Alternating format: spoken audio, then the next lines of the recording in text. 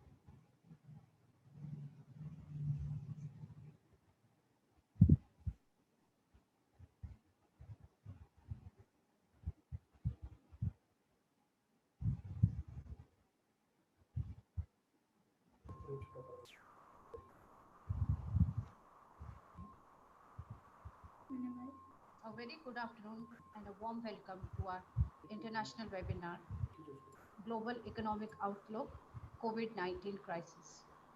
Uh, on behalf of Institute of Management Science and our entire team, I would like to welcome our eminent guest on board for today.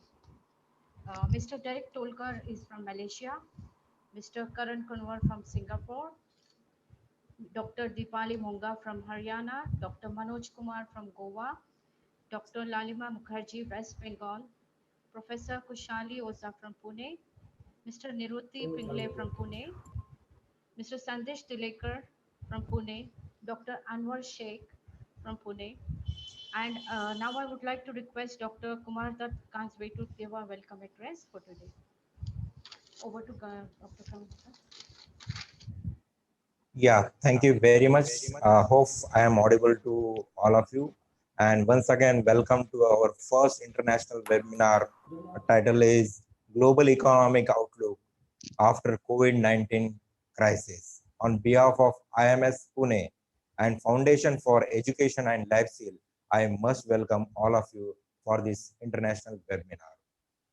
Before starting, I must welcome our Honorable President, Sri Nivrutti Pinge, and our coordinator, Sandesh Tiekar.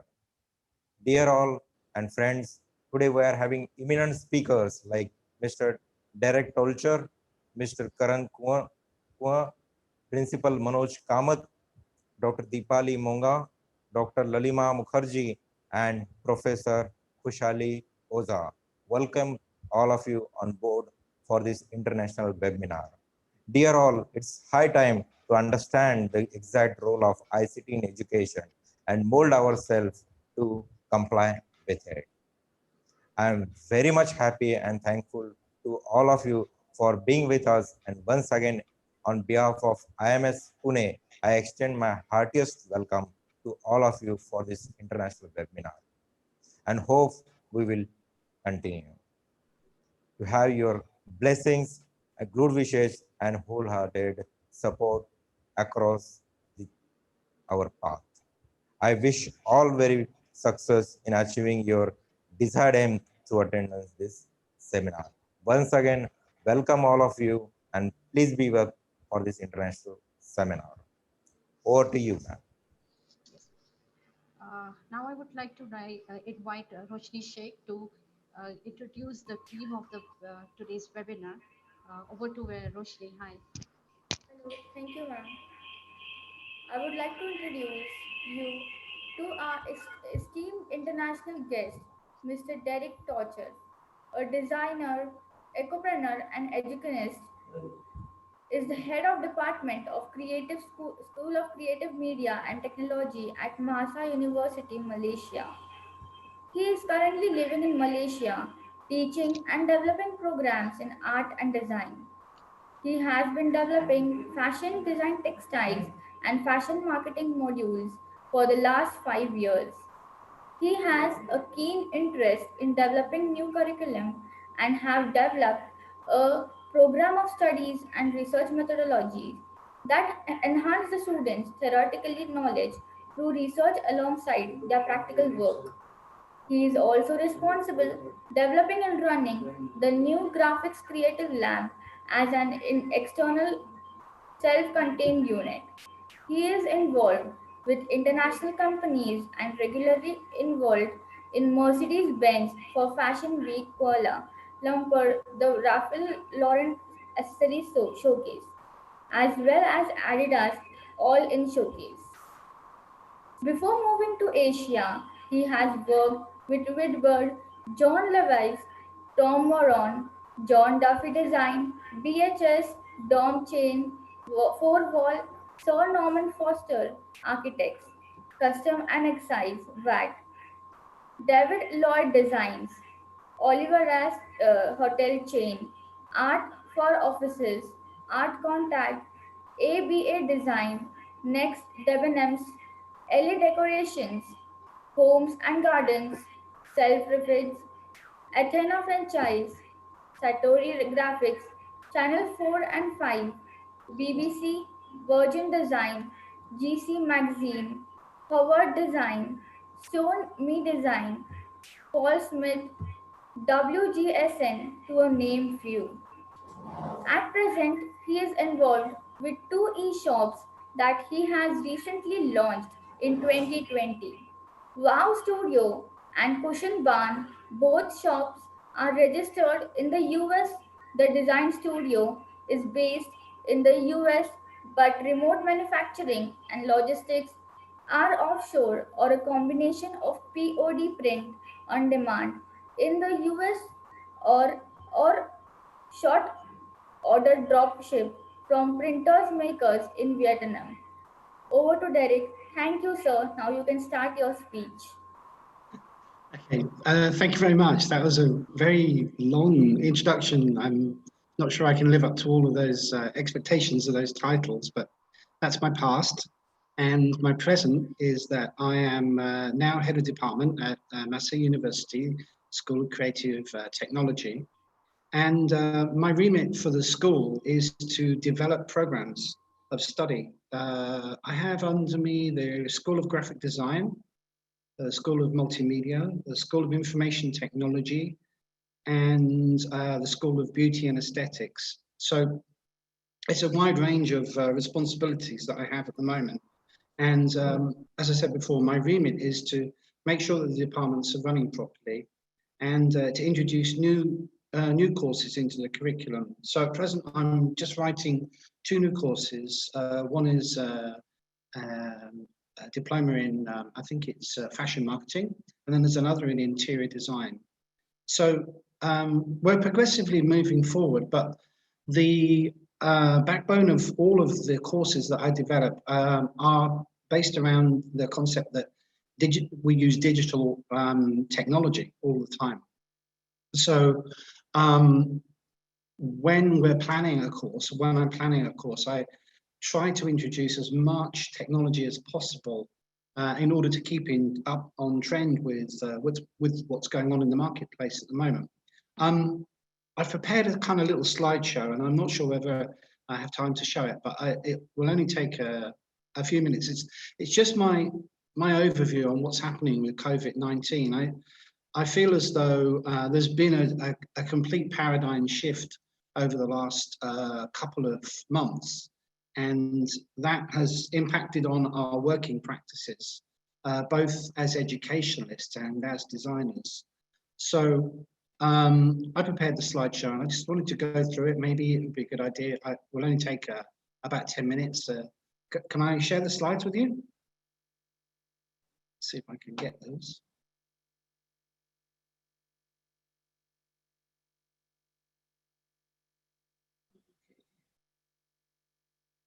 Get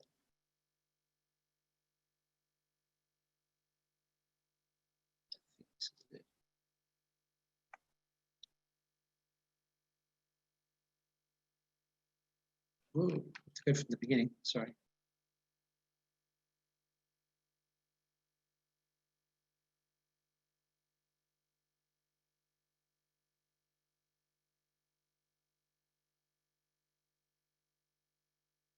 Okay. So trying to get from the beginning, I can't see that slide. I'll just do it this way, okay.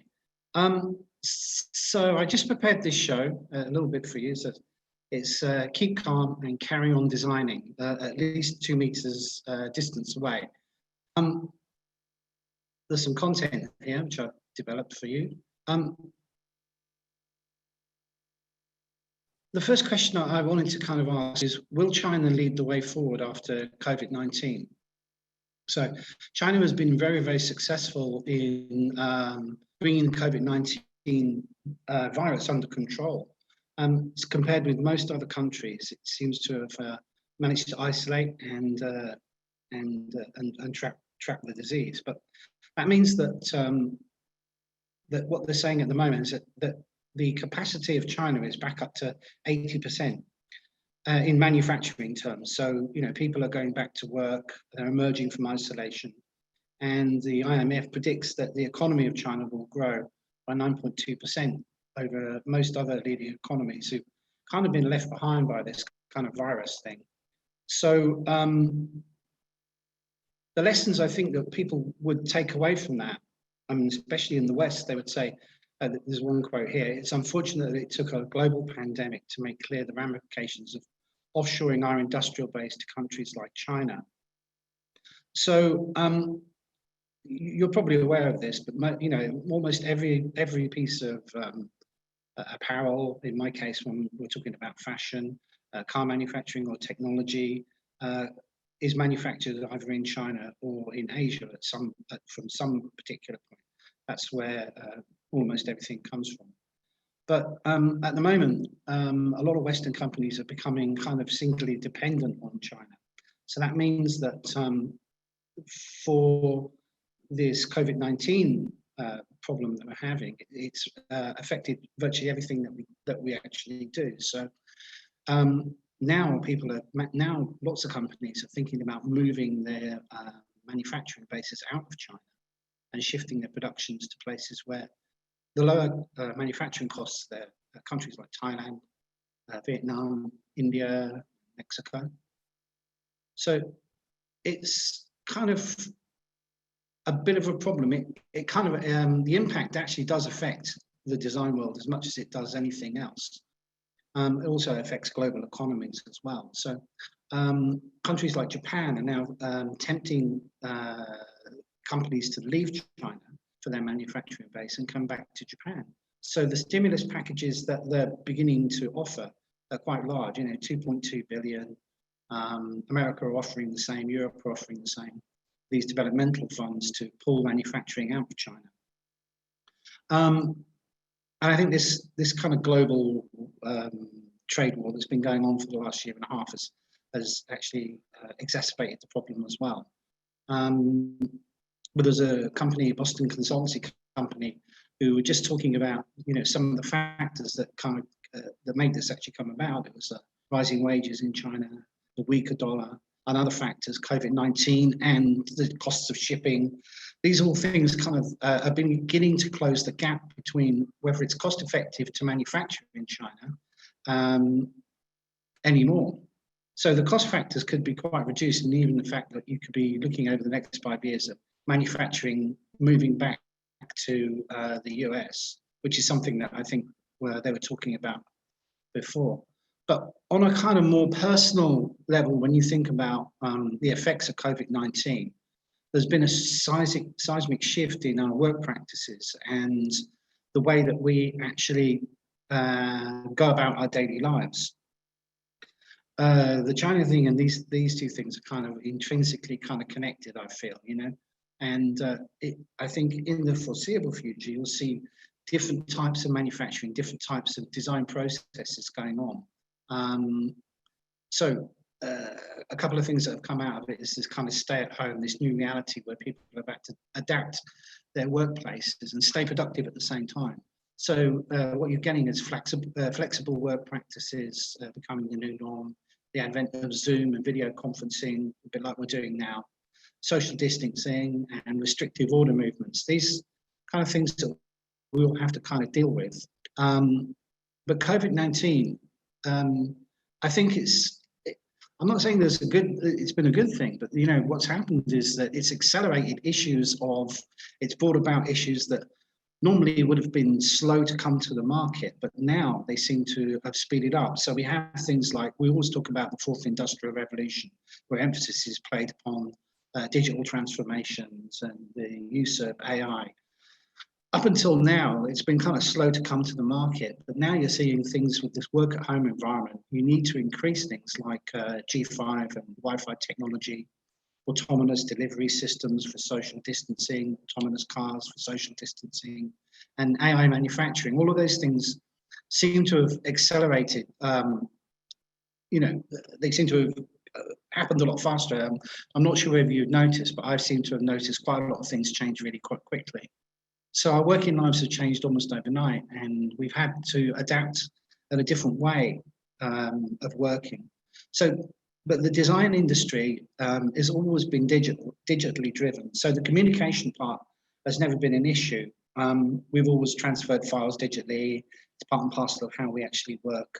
And we have digital production and digital manufacturing. It's just that the emphasis has shifted from one area to another. And what I've noticed over the last month or so is that there's been a lot of adverts up on social media, and there's a lot of companies have kind of gone independent, and they've kind of produced new platforms for independent design consultancies. So what they're forming is these cooperative groups that were independent design collectives. So what's happening is you've got companies like Muriel who are now doing innovative online projects as groups. It just means that they can speed the process up and work together as a team much faster. And before it was like they would be working using like sticky yellow tapes and things and working as a group. And now they're working remotely online using digital technology, which is just a little shift as how things are kind of changed. So there's another company here called Sprint-based. They do the same thing. It's the emergence of real-time centralization, a sort of design collective platform. So there's the kind of things that have kind of begun to happen, the noticeable things that are happening as far as I can see. Manufacturing has always been sort of sorted in Far Eastern countries because of the bulk manufacturing. So it's never been readily available to designers, but now we have design on demand companies popping up all over the place. In the last year and a half, a lot of design on demand companies have kind of come to the fore. And that means that either people are working in groups and forming companies individually, or they're working in singularity, which means that they're forming their own design companies, which again, it kind of goes hand in hand with the online kind of platform that seems to have developed over the last year and a half. I think the issue about speed and this G5 thing is going to be another issue. I think probably that'll come about sometime this year. But I think the good positive thing that's come out of it is the kind of sustainability of what we're talking about here, where you're leaving less of a carbon footprint, and you're manufacturing using your own resources within your own parameters of your own country, which is a good thing, I think. I don't think what we were doing in the past can be sustainable. So there will always be a market for that type of manufacturing, but I think it will become less and less as time progresses. So the platforms for selling these things have also developed alongside them. It's like most things go hand in hand. So social media marketing becomes the only marketing tool that you can use in order to sell your products and goods.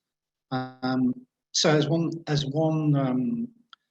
one form of marketing disappears, another seems to take its place.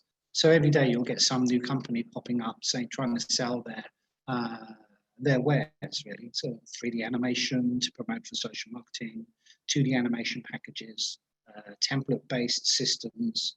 All these kind of things are new technologies that kind of students, I think, should be aware of. And I think what we try and do when we develop the curriculum is make them aware of what's happening, because things rapidly change. And we live in that particular time where things change from month to month. So being aware is a good thing. Yeah, I mean, online product, this is one of my companies. Online design and online selling is part and parcel of this kind of new euphoric way of capitalizing on not keeping stock. So basically all your products are virtual, and when they're ordered, they get shipped out through fulfillment centers. Fulfillment centers can be anywhere. Sometimes they're in the US, sometimes they're in Vietnam, sometimes they're in another country. That doesn't particularly matter as long as the orders are fulfilled and shipped. So that's kind of another thing that's, as one technology disappears, another replaces. So the wider picture, as far as I can see, is it's increasing people's knowledge. So knowledge economies, I think, will become very, very important. So this fundamental economic shift that's happened, I feel, requires retraining. So there will be a lot of retraining going on, I think, in the next few years. These things fall in line with IR 4.0, Industrial Revolution 4.0, which has just been a phrase that's been bandied around, I think, in the last 10 years, but now it's become almost a reality that has to happen. Because we don't want to become reliant on one particular source anymore. We need more ideas to come to fruition quicker. So air production, yeah, the bigger picture, when you think about it, it's got to be the way forward. Majority of the time, the manufacturing relies in Asian countries on cheap labor, but now people are looking at autonomous or even half autonomous manufacturing, which means that the workforce will depreciate and have to be retrained anyway. So these are the type of things I think that are going to happen. These are the type of things we put into our curriculum as well.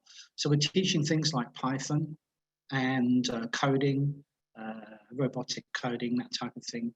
Those can be taught at a very rudimentary level because most of the software that we use is drag and drop anyway. So you don't really have to have coding language. You have to understand what's going to happen. So those kind of things are becoming indispensable for students to learn.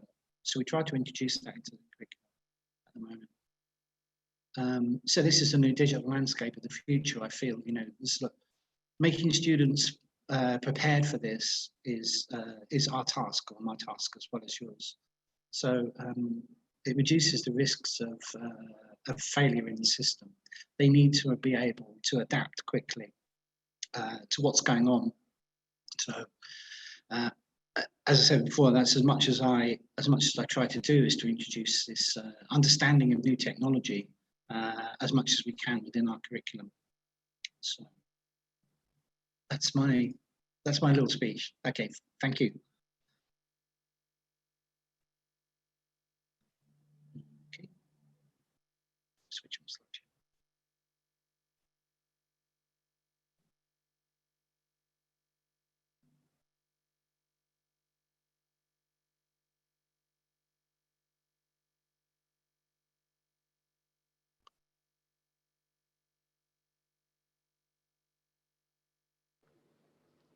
Thank you, Dr. Derek. Any questions now?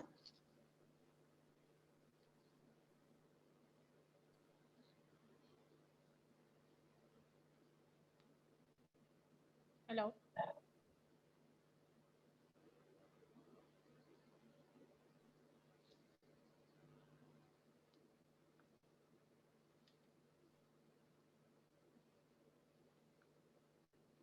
Hello. Hello.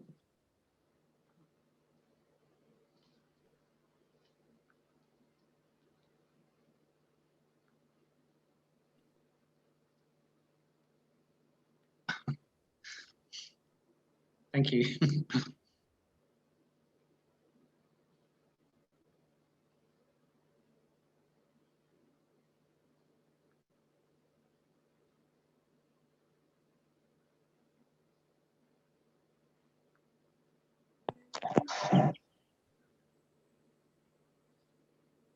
Yes, Raisa. Hello. Yes. Hello. Yes, another question answer session is there? Yeah, nobody's asking. Yeah, yeah. So, anyone would like to ask any questions? We'll go to another session now. Okay.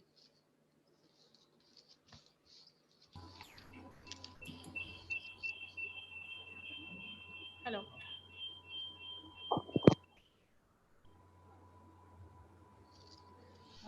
I would like to invite Mr. Karan Kanwar from Singapore to take over the call. Yeah, current course. Yeah. Uh, Hello. Sir, I have to introduce you. Yep. Our second international guest is Mr. Karan Kuar. Mr. Karan Kuar is accomplished software professional with 18 years of experience in project management and all aspects of software development life cycle. He is currently working in Tech Matrix Consultancy, Singapore as ICIT Consult. He is also a passionate runner and avid wanderlust. Karan says that he feel very happy when he see the delighted and satisfied faces of his customers when he provides solution to their business problems. Thank you, sir. Thank you, Roshni. Uh,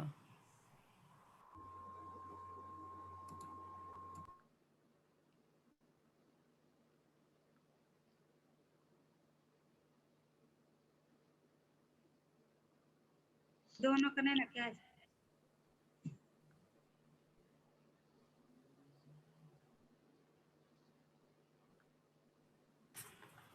Hello and a good afternoon to everyone. I'm very excited to be here, and thank you, Derek sir.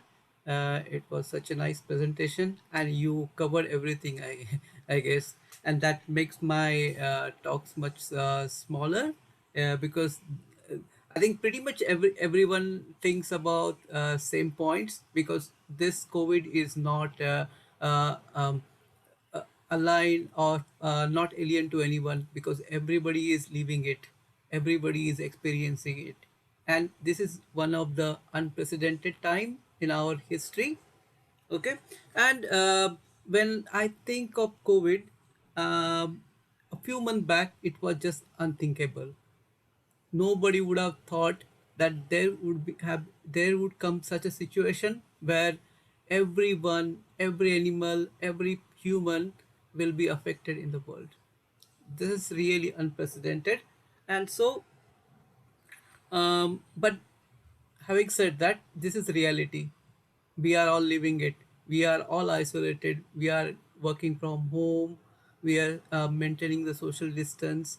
And when initially this pandemic struck, we all were just making fun. We somebody thought, okay, this is going to be just for 1 month or 2 months, and then things will be all okay after some times.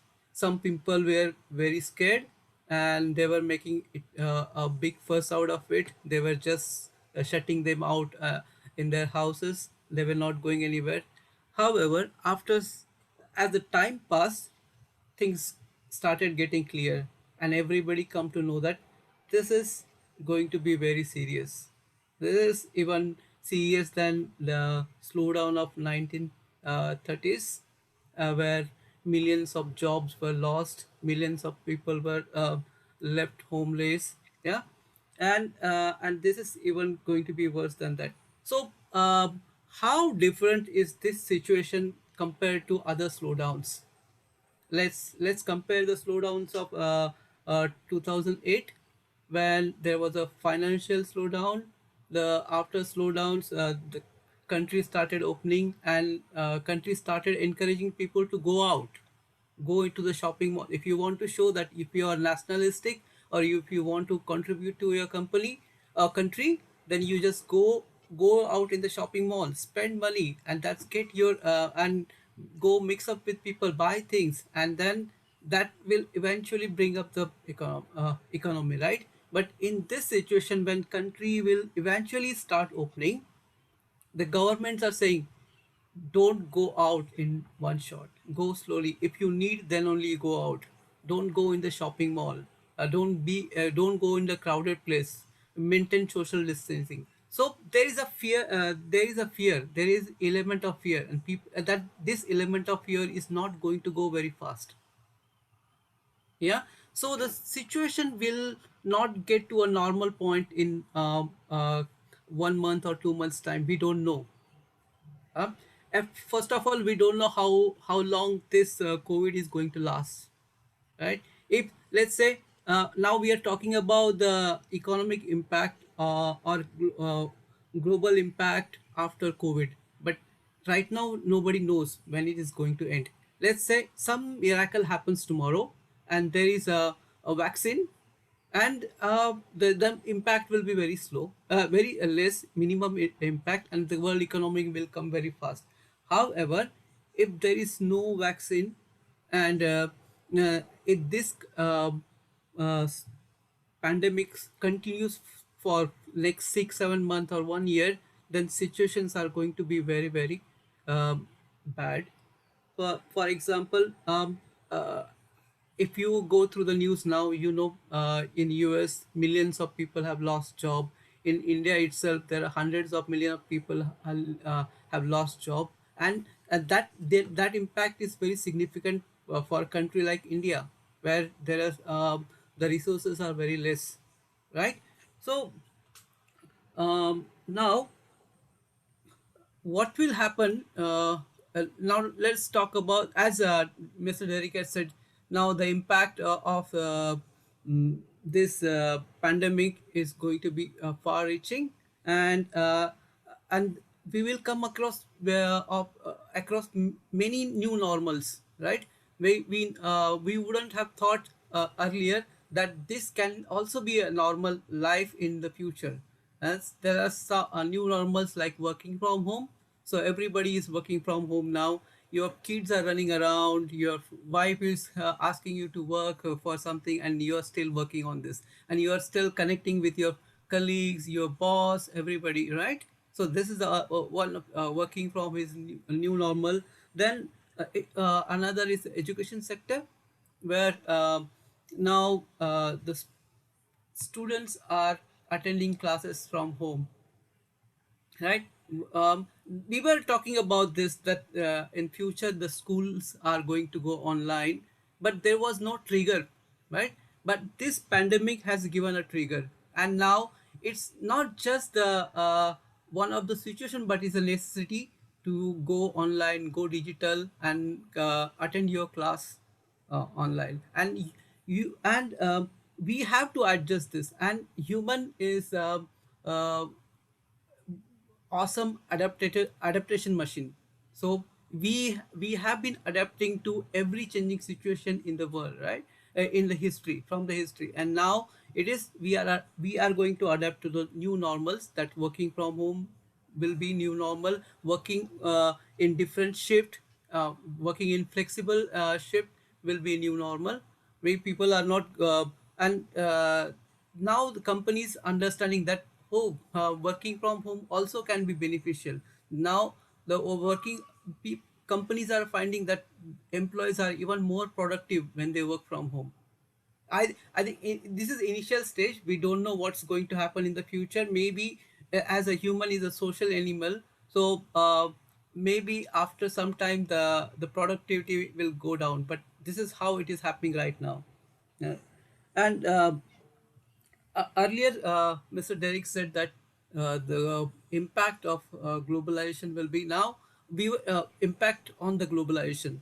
So we were talking about as China is the world's manufacturing factory, everything is manufactured there, and they have a robust supply chain system. They were supplying the goods all over the world. It was cheaper place, but now this pandemic has made countries to rethink.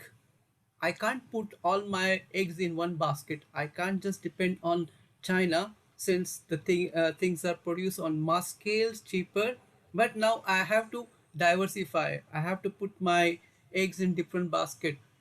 So now the companies have started thinking that they have started identifying what could be the future market where they can diversify the companies. And as Mr. Derek has said, there are countries like Thailand, Vietnam, Malaysia, Singapore, India, where there's abundance manpower, abundance skill. So this country will get beneficial. Or to some extent, these countries are also thinking now: is there a need to outsource? Because once the economy starts opening, there are a lot of jobless people in their country itself. So it makes sense that we have to bring the job back to our own country. So to some extent that will also happen. So in that case, the countries like the outsourcing destination like China, India, they have to rethink their strategy. They have to make sure that they create enough jobs in their country so that they can still sustain their economy, right? This is one of the major impact going to be in the future. Now let's come I would like to talk about the common people like us, because the country will this country will have their own strategy. They will think out how to come out of uh, this situation. That's fine, but how about our common people, or people like me who are uh, potentially some of us will lose job, or the work will be reduced. We have a lot of time. So either one choice will be, we just wait for the government, let the government decide, bring out some economic package, some subsidies, and stay on that, help get wait until they help us. Or this another situation is that, okay, a person like me, I can just think of, okay, after 2 years this market will is going to open. So, and the situation will be different. There will be many digital skills in required for new type of job. So can I go and think what would be the required skill in the future? The skills like AI, robotics, IoT. So what can I do? And nowadays everything is available on the internet, so I can go and reskill myself, take this time, and try to become suitable employee for the future, so that when the market start opening, and there are a lot of people who are waiting for the job, I'll get the upper edge. And we all know that these things are going to come in the future. So let's get ourselves um, let's reskill ourselves, right? Another thing is, Now, as there's a slowdown, people are not going to uh, uh, we we don't need to now go and buy or spend money on the things which are needed, which are not necessarily needed. We can do without them, so we can save money for long term. But same time, there are some there in because of this lockdown, there will be a huge poverty coming up in the future, right? The gap between the poor and the richer is going to grow very high. So in that case, when you save some money, please try to see, look around your community, right? There are some people who might need money. This is not time to spend money, that's right, but this is time to help people with your money. If that you can do, that will be a great help to humanity, right? And with that, I think I would like to conclude my uh, uh, this presentation or talk. Okay, over to Roshni. Thank you very much. If you have any questions, please feel free to ask me.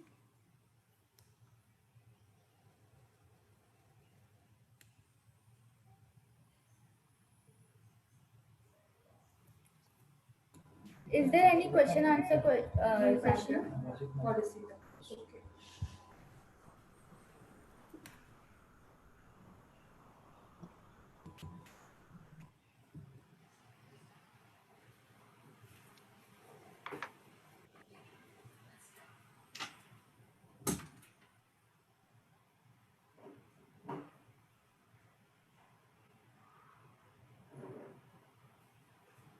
Thank you.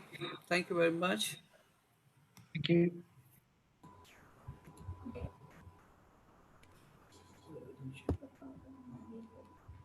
Thank you so much.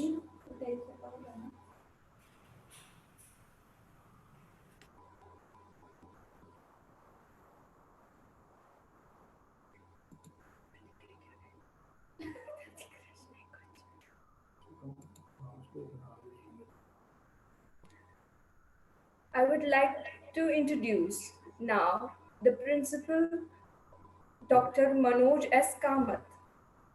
He is currently the principal of Sri Mallikarjun College of Arts, Science and Commerce, Kanakana, Goa. Earlier, he served as the associate professor at Sri Damodar College at Margao with teaching experience of over 19 years, including teaching as expert faculty at Narse Manoji, SP Jain College, SP Jain Institute, Tapai Institute, Manipal, the BSE and NSC Training Institute in Mumbai. Besides Goa Institute of Management and Goa University in the areas of accounting and finance, investment research and economic policy. Sir, can we get you available?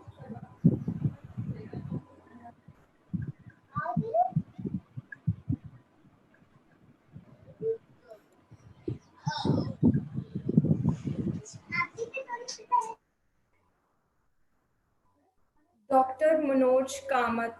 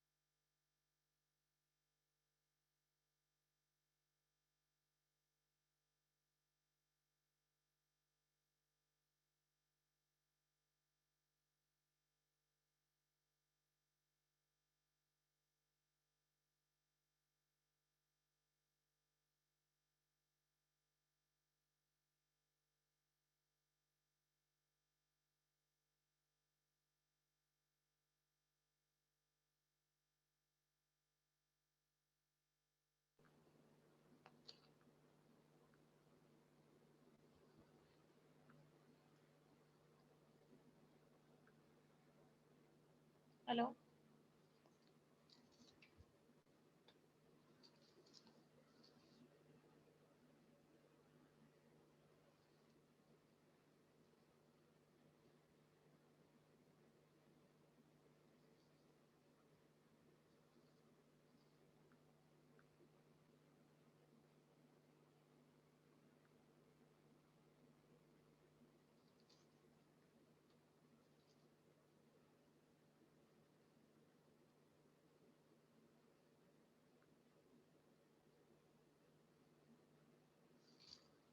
Dr. Manoj is here. Hello.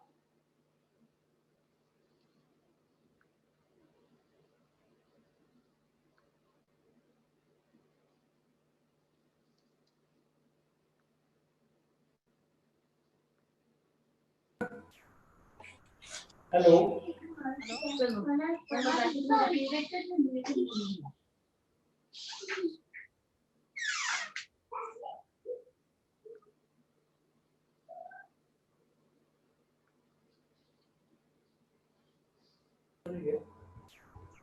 Oh, hello. Dr. Manoj.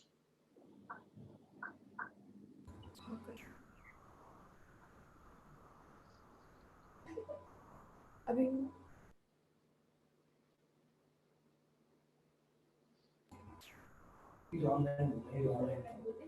Dr. Manoj S. Kamath is now online.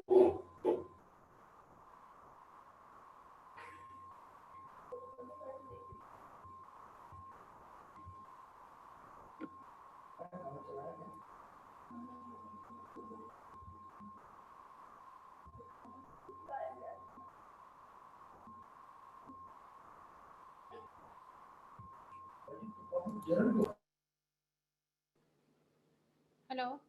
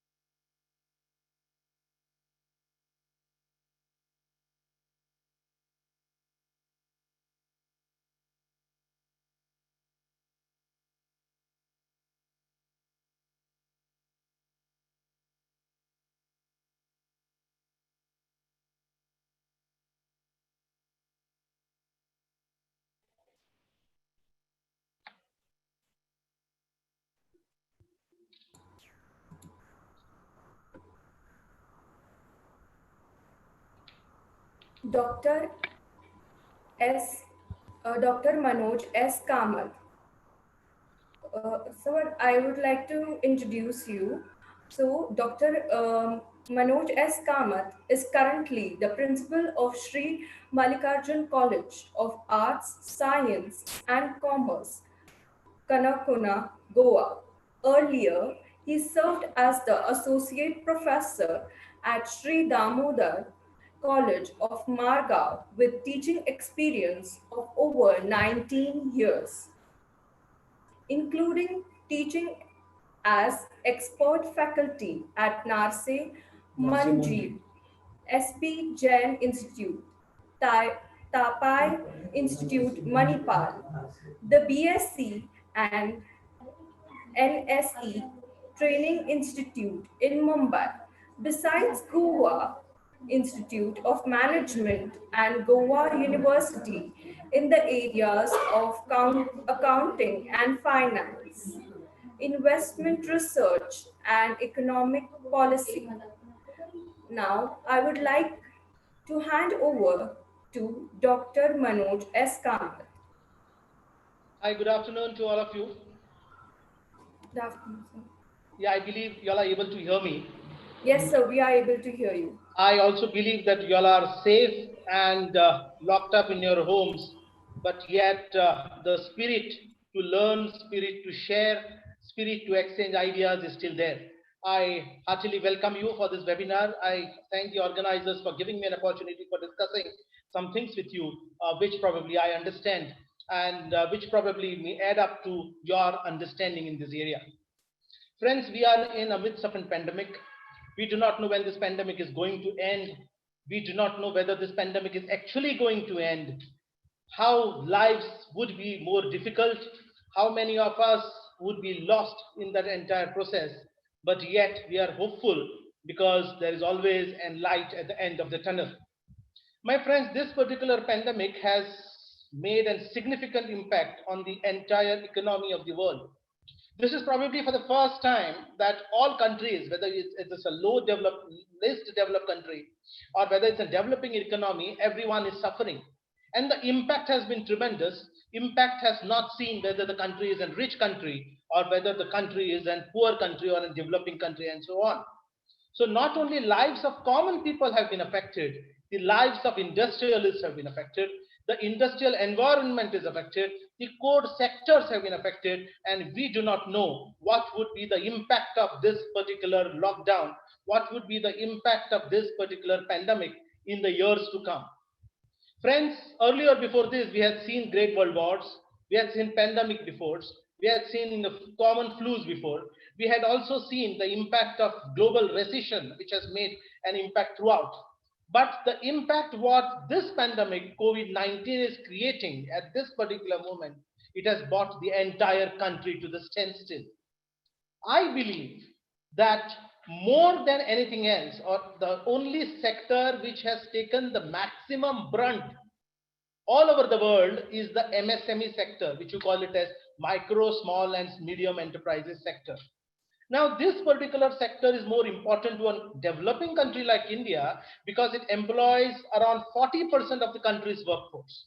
Not only in terms of workforce, but also 50% of our country's exports are dependent on MSMEs. And then these MSMEs contribute to almost 30% of India's GDP. Now, the sector which gives employment to almost 40% people and which contributes to almost 30% of our GDP struggling to survive, then you could understand the impact. What would the impact be on the people working therein? What would be the impact on the buyers who buy this kind of products from the MSMEs or the large scale industries which depend on this particular sector? Now, this sector in India has been very, very unlucky in last 5 to 10 years. Because in last 3 to 4 years, specifically out of this 10 years which I have spoken of, earlier we had then global recession, and then we had an IT boom, and then the IT bubble burst. And later in last 3 years, specifically we had 3 blows. One was about the demonetization, another was about the GST, and subsequently was the effect of the global economic slowdown, which was very much influential also in India.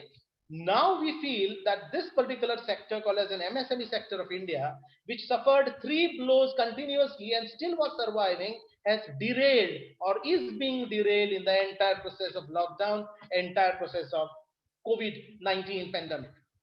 Now what happens when a particular sector which is not doing so well or which is suffering the brunt of economic slowdown has been locked up for 3 months with not a single rupee revenue, with not an inch of production happening, with not an iota of sales happening from this sector is now forced to pay salaries of their staff. Whether they pay salaries or they do not pay salaries, they will have to pay their rents, they will have to pay their expenses, they will also have to pay all their taxes. Now, this was a sector where the trade credit had almost dried up. You are aware of what happened to all the NBFCs in the country in last 2 years, what has happened to the banking liquidity crisis in last 2 years. And because of the piling of NPAs, banks were not willing to lend to MSMEs specifically. So therefore, these MSMEs in India were gasping for breath with the production stop, with their lost trained workers, because now we see a lot of migration happening and demigration happening, people leaving, workers leaving their places and going to their hometowns. Now the MSME badly required help, and thankfully the government of India realized that MSME is a sector which needs to revive. Unless MSME is revived, economy will not be revived, and some good reliefs have been announced. Friends, even before the relief of 20 lakh crore package, which was announced by the Honorable Finance Minister, we saw some three active state governments did something beautiful for the MSME sector, which I personally like. The first one was the state of Kerala. If you have noticed, or if you have been reading over the last few days, you will see that the Kerala government announced a package of 3,434 crores specifically for the MSMEs, offering them one-time settlement on loan defaults from the two industrial agencies. They have two industrial agencies. One is the Kerala State Industrial Development Corporation, and then we have Kerala Infrastructural Finance and Reconstruction Agency. These two agencies were pivotal in offering OTS, or one-time settlement. They also offered packages which promised margin money assistance. They also offered concession on interest on additional loans, and they also offered what we call as the 6 months extension for payment of interest. This is a moratorium on payment of interest and payment of loans. This was what Kerala government did. What did Haryana government do? Haryana government notified its revival scheme. This was one of the first government which we saw, state government which came up with a revival scheme for MSMEs, and they say, I will give you 100% interest benefit on loan for payment of employees' wages. See, you understand that employees' wages were not paid for 3 months and there was not a single rupee of income. So if this amount had to be paid, somebody had to offer them loan at 100% interest-free loan. And then they said for all other expenses, they said we will offer you maximum of rupees 20,000 per employee, provided you are going to retain those employees in your organization. So wonderful package. Even then, similarly, there was another state which was the state government of Uttar Pradesh, which came up with a 1 week long online loan fair from May 14th to May 21st.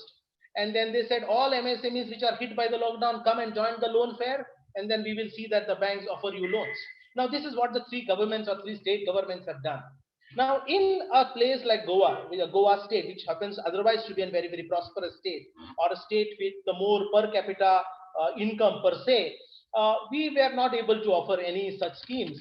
But what we did is we said we will rely on the central package, and then we will see what limited help which we could provide, because probably the finances of the state government were dying. Economic relief from the finance minister came at the right time. We were expecting that. And after the Prime Minister, Honorable Prime Minister's advances to the nation, and he made an ordeal, he made a call that all MSMEs must come together and we must revive them. Honorable Finance Minister announced 6 measures for the revival of MSMEs, which were hit by the COVID-19 pandemic. Let us understand what were the 6 major measures, and then let us understand how, whether these particular measures will be beneficial to a country like India. The first measure was offering a collateral-free or a guarantee-free automatic loan up to 3 lakh crores for all the MSMEs put together with a tenure of 4 years. This is point number 1. Second, they said, I will come up with another scheme. Now, this another scheme is only for those MSCs which are already been hit by an NPA. And then if no banks are willing to lend them, government said, we will offer you a special package, which is called as a partial credit guarantee package of 4,000 crores. And they said almost 2 lakh MSMEs will qualify under this category. Understand, the first scheme was a major scheme, which was, as I said, to the extent of 3 lakh crore. The second package was a minor scheme, but specifically intended to those MSMEs who have already taken debt. So this is a subordinate debt package. That means debt in order to clear your earlier debt, or debt in order to clear your NPAs or clear your already happening economic stresses. So this is a 4,000 crore package, which is called as a partial guarantee thing. The third scheme, which is very interesting, is called as the fund of the fund. Now, this fund of the fund is an infusion of 5,000 crore equity into MSMEs. That is the third measure. In the fourth measure, they have changed the definitions of MSMEs. Now, you now probably know what are the new definitions. We have in micro, where the minimum investment would be around say 1 crore, and the turnover is around say 5 crore. In case of medium industries, it is 10 crore and 50 crore turnover, and otherwise it is 100 and 200 crore of turnover and 100 crore worth of business. So definition of MSE is being changed now in order to encourage more MSEs to come into this particular definition. So government's idea is if more MSMEs come into the definition, all these MSMEs now will be able to qualify for a bigger package. So this investment limit for defining an MSME has been upwardly revised. That is the package number 4. And one great thing which has happened is in this particular differentiation, the differentiation between the manufacturing sector MSME and the service sector MSME has been removed. So they said, government said that we are going to now subsidize a more smaller number of companies henceforth. The fifth package. The fifth package is about giving tenders of all tenders of the government to be specifically given to MSMEs which are less than 200 crore. So that means no longer big player or no longer large scale industry or a global player will be allowed to come in.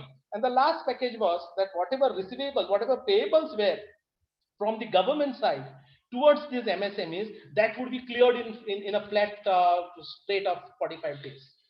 Now, see, if you look at the 6 measures which are given by the central government, which are announced by the central government from MSMEs, there was some kind of an hope and aspirations which was ought to be increased, but it didn't happen. What did we see in last 3 to 4 days, in last 3 to 4 trading sessions? The stock market has not reacted favorably to this package. Imagine the quantum of the package, 20 lakh, right? So 20 lakh crore package. And then there is no, what do you say, proper response from the market, because this package, though it looks attractive, in really it is not so. That is my understanding. Now let us understand all these 6 measures and why they are not so interesting. The first package, if you look at the 3 lakh rupees crore loan to MSMEs, sounds a big figure. What MSMEs thought probably is we are all going to get 3 lakh rupees loan from the government, but it is not so. It is not that government is going to give a 3 lakh crore package to MSMEs, but government has told banks to lend to the MSMEs, and government has further told the banks that in case these MSMEs fail to repay you, we will step in, we will give you a guarantee that your loan will be repaid. So therefore, the assumption which the government is making now is that the banks will be happy to lend to the MSMEs. This is not an correct assumption. I'll tell you why this is not an correct assumption. Coming to the second measure is on subordinate debt, that is providing partial guarantee. This is about, say, 4,000 crores, as I've told you. Now this is in case the MSMEs fail to repay. Okay, government will pay, and this loan will only go for those MSMEs which are already indebted or which are already stressed, which has lot of NPAs. Now, what would the bank do is bank will give guarantee to the financiers. Accordingly, what the bankers say today is, if I have to lend to an MSME which is already stressed, I am taking a double risk.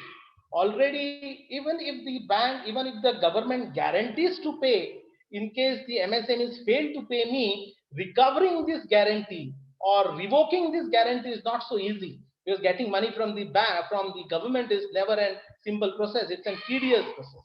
And that too, when all state governments and the central governments are financially constrained, probably this is not likely to happen. Similarly, in addition to these particular problems, when government is told that these particular loans are already bad, government will come and verify it again. And all these cases will go for verifications and re-verifications. So compensation would take a reasonable longer time. So therefore, the lenders will have to wait. So that's the second reason why the subordinate scheme may not even work the way it has to work. The third one is the fund of fund measure, creating a major fund to fund small bankers. But then, though this particular measure is of 20,000 crores, government is only going to put money to the extra 10,000 crores. That means the remainder 10,000 crores is going to come from some public sector unit. And who is the public sector unit which can pay today? There are only two. Either it could be an LIC or either it could be a state bank. So you are relying that the state bank is going to create fund of funds, and through this fund of fund, smaller banks will lend. Now the question is whether LIC and state bank are in position to lend additional 10,000 crores in addition to what they have been doing. So that's the third measure. Coming to the fourth one, the greatest problem which government has forgotten is that MSMEs not only require loans today, the major problem of MSMEs today is the liquidity crunch. Now this liquidity crunch has come because the NBFCs has failed. Understand, the NBFCs was the biggest sector which was earlier lending not only to agriculture, not only to construction industry, but also to MSMEs. And when the NBFC sector is facing a liquidity problem, your MSME sector is ought to have a liquidity problem, because no other particular lending agency is ready to lend to MSMEs. Understand that MSMEs in last 3 to 4 years are not doing well. So therefore their loans are stressed, their finances are constrained, and this is the reason why smaller banks are not willing to lend to this MSMEs. So now MSMEs are actually facing a liquidity problem. So if you are able to solve their short-term liquidity problem, MSMEs will revive on its own. But rather than solving the nitty-gritties or the nudges of short-term liquidity, government is probably thinking of pumping in some money which is of, say, long-term nature or long-term horizon. That was certainly not expected. So one thing you understand, that MSMEs desire liquidity and not extension of loans. They already have a lot of loans. The problem now with MSMEs to take new loans is all these loans are have to be backed by collateral. And MSMEs have no longer collateral with them, and they have exhausted all their collateral, so therefore they are anyway not eligible for fresh loans. Similarly, the MSMEs were also demanding a reduction of interest rates, which has not happened. Of course, the repo rate is being revised now, and it has brought downwards by 0.40 point basis, but this is not what the MSMEs are expecting. MSMEs are expecting a massive revival of interest rates towards the downward end. So unless there is an interest waiver, unless there is a loan waiver, unless there is a provision of short-term liquidity, unless there is a provision of something called as EMI moratorium, extension of EMI moratorium, or unless there is reduction of GST rates, which is actually hurting the MSMEs cannot actually revive. Now, why I am so pessimistic? I am already pessimistic, and I have told you that banks will not be willing to lend to the MSMEs, because currently MSMEs have an outstanding loan to the extent of 29 lakh crore.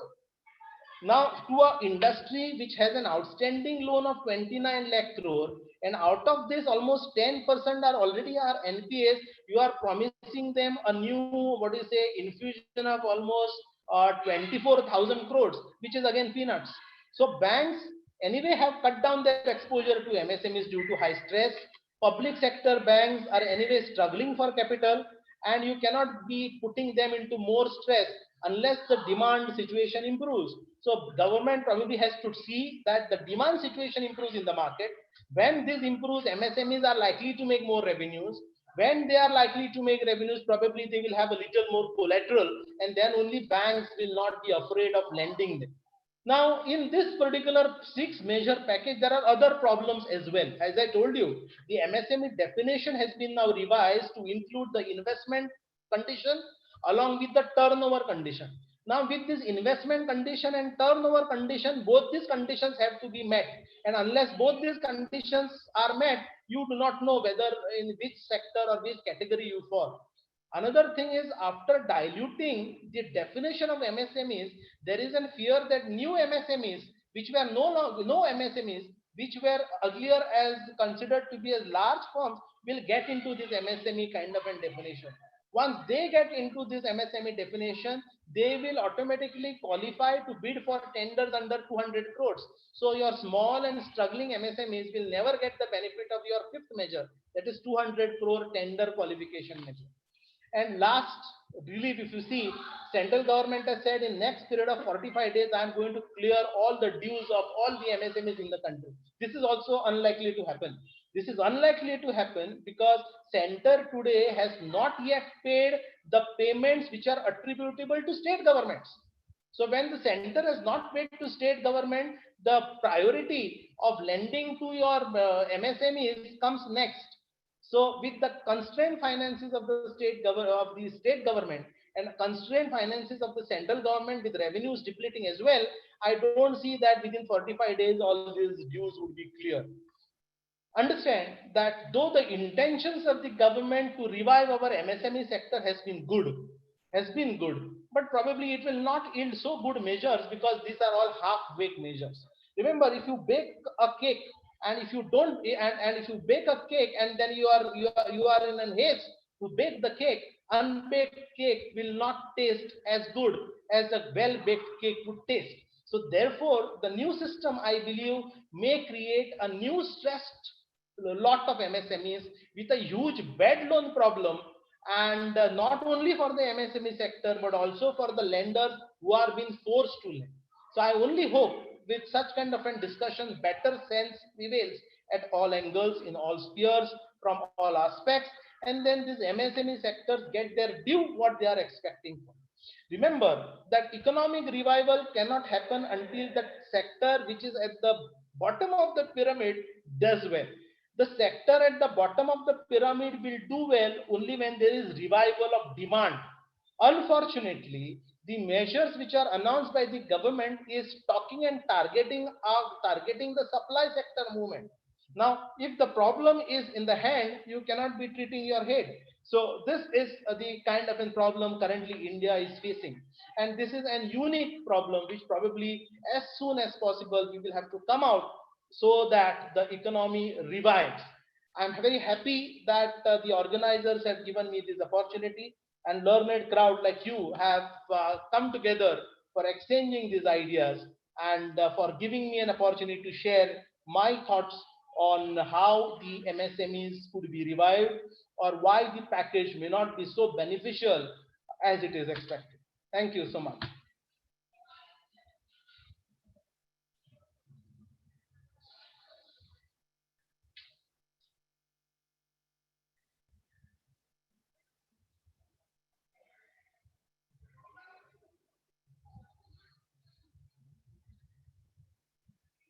Can't hear you.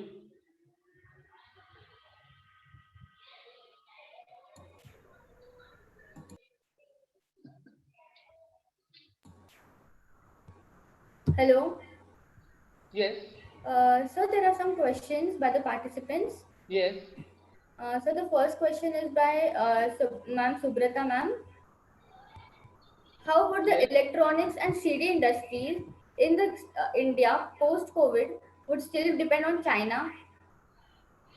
Yes, unfortunately, the electronic industry, which says not only electronic industry, but to say small circuits, with something we say as SDM industry, is entirely dependent on imports, not only from China, but also from smaller nations like that of Taiwan, from Malaysia, from Indonesia, etc. Understand that what we do in India in terms of electronics is only assembly. We don't manufacture the small nitty-gritty products. Unless that manufacturing of small products, or those circuits and those processors is done in India, we will still be dependent. Now, the understand the kind of euphoria which we have created against China is only at an Facebook or WhatsApp level, only, but not at a diplomatic level. Diplomatically, we have not cut down our ties with China. In terms of trade, we have not changed our relations with China. So trade with China will continue, but then we people will be continued to be fooled by saying that you don't buy goods from China, etc., etc. So immediately, I don't see any threat to the electronics industry, but I only perceive that the trained staff or the trained workers who are currently working in this particular electronic segment and entertainment segment have already migrated. So this particular loss of workers will create some kind of a damage or artificial problems for these units. But the imports, as long as the imports of smaller components like processors and circuits, etc., continue to happen, we will not continue to become Atmanirbhar as what it is expected to be. So I don't see a bigger threat in terms of imports from China. The things will go on as it is, but I see a problem in the demand side, because electronics constitute major retail demand. So unless the demand is revived in the economy, your electronic segment, your jewelry, your fashions, your extravagant purchases will not be revived. Okay, we will have to still wait.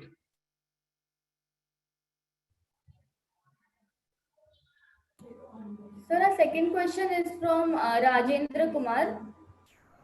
Yes. What will be the role of WTO in post-COVID era as many countries are revising their foreign investment policy? See, we have been seeing that many countries are reviving their foreign investment policies, but they are reviving their foreign investment policies which are favorable to the trade. Nothing is unfavorable to the trade. Have you seen that in last couple of days what we have done? We have increased the FDI limit for investment in defense, which was earlier not there. So now probably we are opening up those particular sectors which WTO was telling us to open for longer period of time. So though there is some kind of an resentment against China, as we understand, please understand that there is no such resentment at diplomatic level. There is no such resentment at trade level. So trade has not hampered. Nobody has stopped Chinese goods from entering because you cannot stop it as per the agreements of the WTO. Nobody can say goodbye to Chinese firms. So what is reported in some media is probably the misbeliefs or misunderstandings of those reporters who are reporting like this. But in the post-COVID scenario, trade will be more unbiased. Trade will be much more free as compared to the earlier times. Be certain about it. So there is nothing which will happen against the arguments of the WTO. So our next question is again from Subrata Upadhyay, ma'am. What are the macroeconomic opportunities of COVID for India? Would the common man be benefited? Currently, the common man is stressed because other than the government service, other than the government servants who have fixed income or semi-government servants who have fixed income, nobody is having any kind of an income opportunity. Understand the MSMEs are already stressed, which are giving employment to almost 40% of the people. The rural and agricultural industry is also suffering because nothing is happening at that particular angle. The agricultural sector is the only sector which probably has some chance of survival. The tourism industry, the entertainment industry, the media industry, the retail industry will take almost 6 months to 1 year for revival. The hotel and restaurant business, the airline business, and all these extravagant purchases kind of business, all your malls, etc., will again take time. Branded goods sales will not happen so soon. Construction industry is likely to suffer. People are not likely to take loans for making heavy purchases. When all these things would happen at the same point of time, and people have no excess money in their hands, and people are already losing out their savings, you are already aware that people this is the highest number where your highest withdrawals from your provident funds are happening at this particular stage. Highest number of gold loans are being taken because people have liquidity problems and cash problems. So I don't see immediate economic revival. Most of the economists in the world are also already predicting that our growth rate in the next financial year will be close to zero, if not negative. In such scenario, economic revival will take some time. So I don't see any good hope for immediate economic revival. But in the long run, if we are able to correct some impediments in the supply side, in the demand side, in our logistic structure, probably in the long run, we might benefit. So we can say in the post-COVID scenario, after 3 to 4 years or 5 years, if we all are alive and if we all are safe, and if we all are better off, probably we will have a new world or a new economic order better as compared to what we are having today.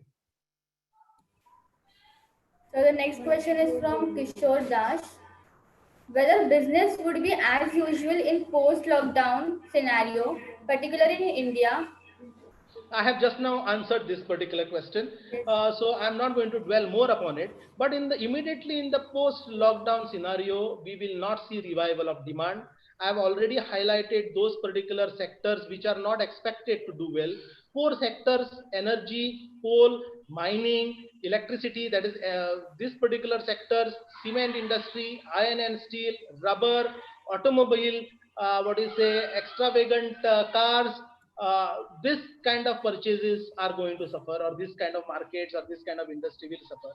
Construction industry will suffer because, and on the contrary, the construction cost would increase by 30% because not only that people will be wary of selling lands, but also because the cement prices are increasing, and you will not find brick, and you will not find labor for in this particular real estate sector. There will be no demand also. So immediately these are the industries which I have already talked about, which are not expected to do well. the greatest industry which is going to suffer in India immediately in the post-COVID is the organized retail sector, which does almost 70% of the total business in the country. Thank you, Kishore bhai. Thank you. Thank you so much, sir. Thank It you, was a madam. very informative session. Thank you so much.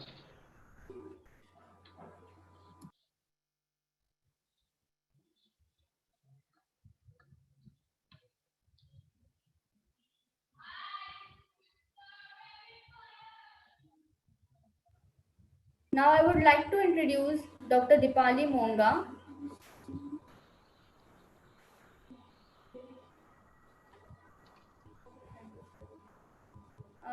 Dr. Dipali Monga, please be on the screen.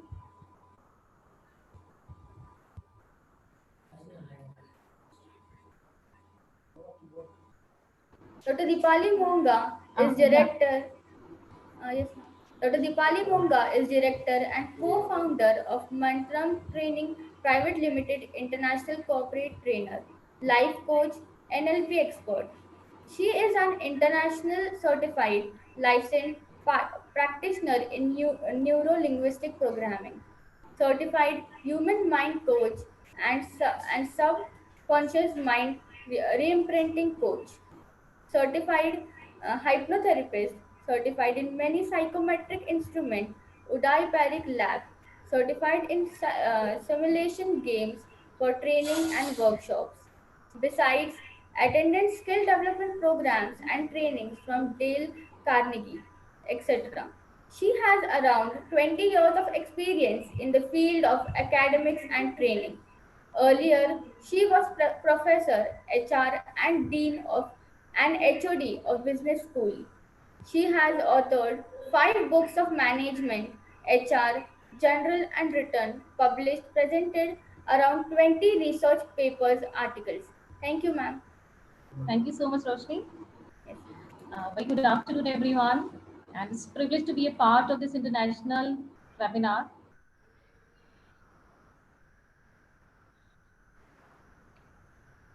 Hello. Yeah, it's visible. Hello. Hello.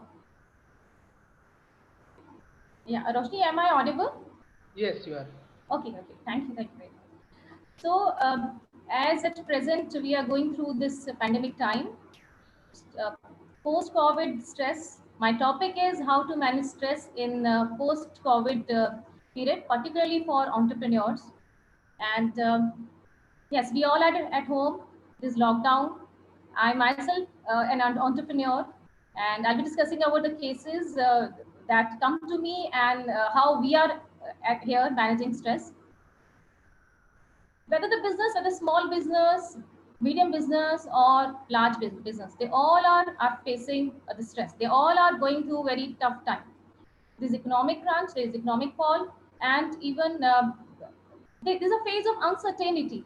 And whenever there's uncertainty or the things are not in control as at present, it brings a lot of stress, a lot of anxiety, lot of fear. I think all of you must be feeling going through all those stress, anxiety about future, how you're going to have, what the future would be like, and even there are triggers like what is going to happen in future, what if there is no job, what about the family, the people are worried about here, particularly if we talk about entrepreneurs. Yes, they have to manage the business, they have to look after the business, they also have to manage the family, they're worried about the family, their livelihood, how their safety. I suppose like in future there'll be more insurance policy. We sold the insurance industry would definitely going to grow, and also they don't only have to manage their own stress, they also have to manage the stress of the employees working in the company.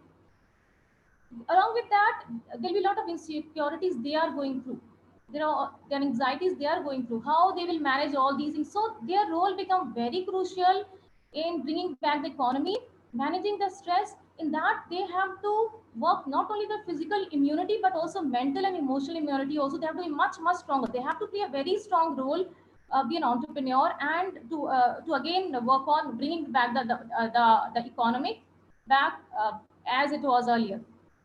So here I would particularly stress on the the sessions that I am conducting, this is live coaching and stress management trainings that we were having.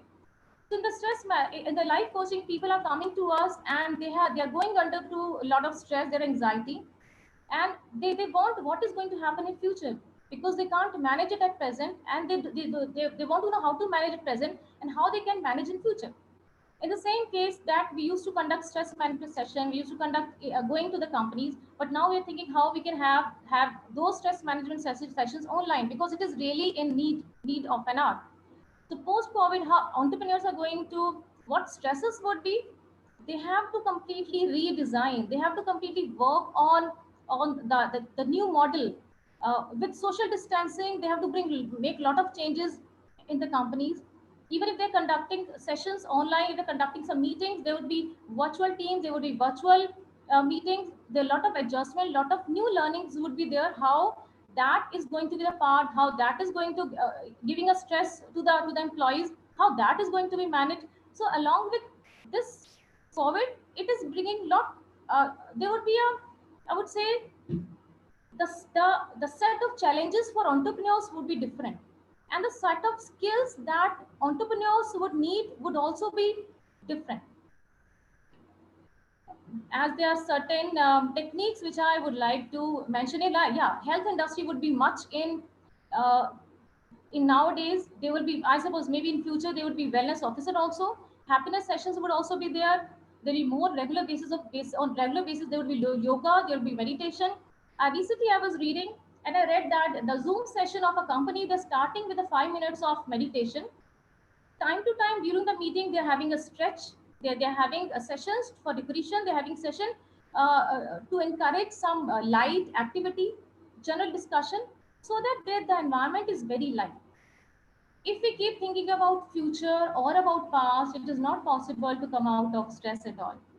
So it is very important. Very first thing is that is overthinking would be there. If there is overthinking in future, or the entrepreneurs are overthinking, and if they're thinking about past or about future, how can they create from past or future? How can they create a very effective, or be innovative, or be open to redesign their business?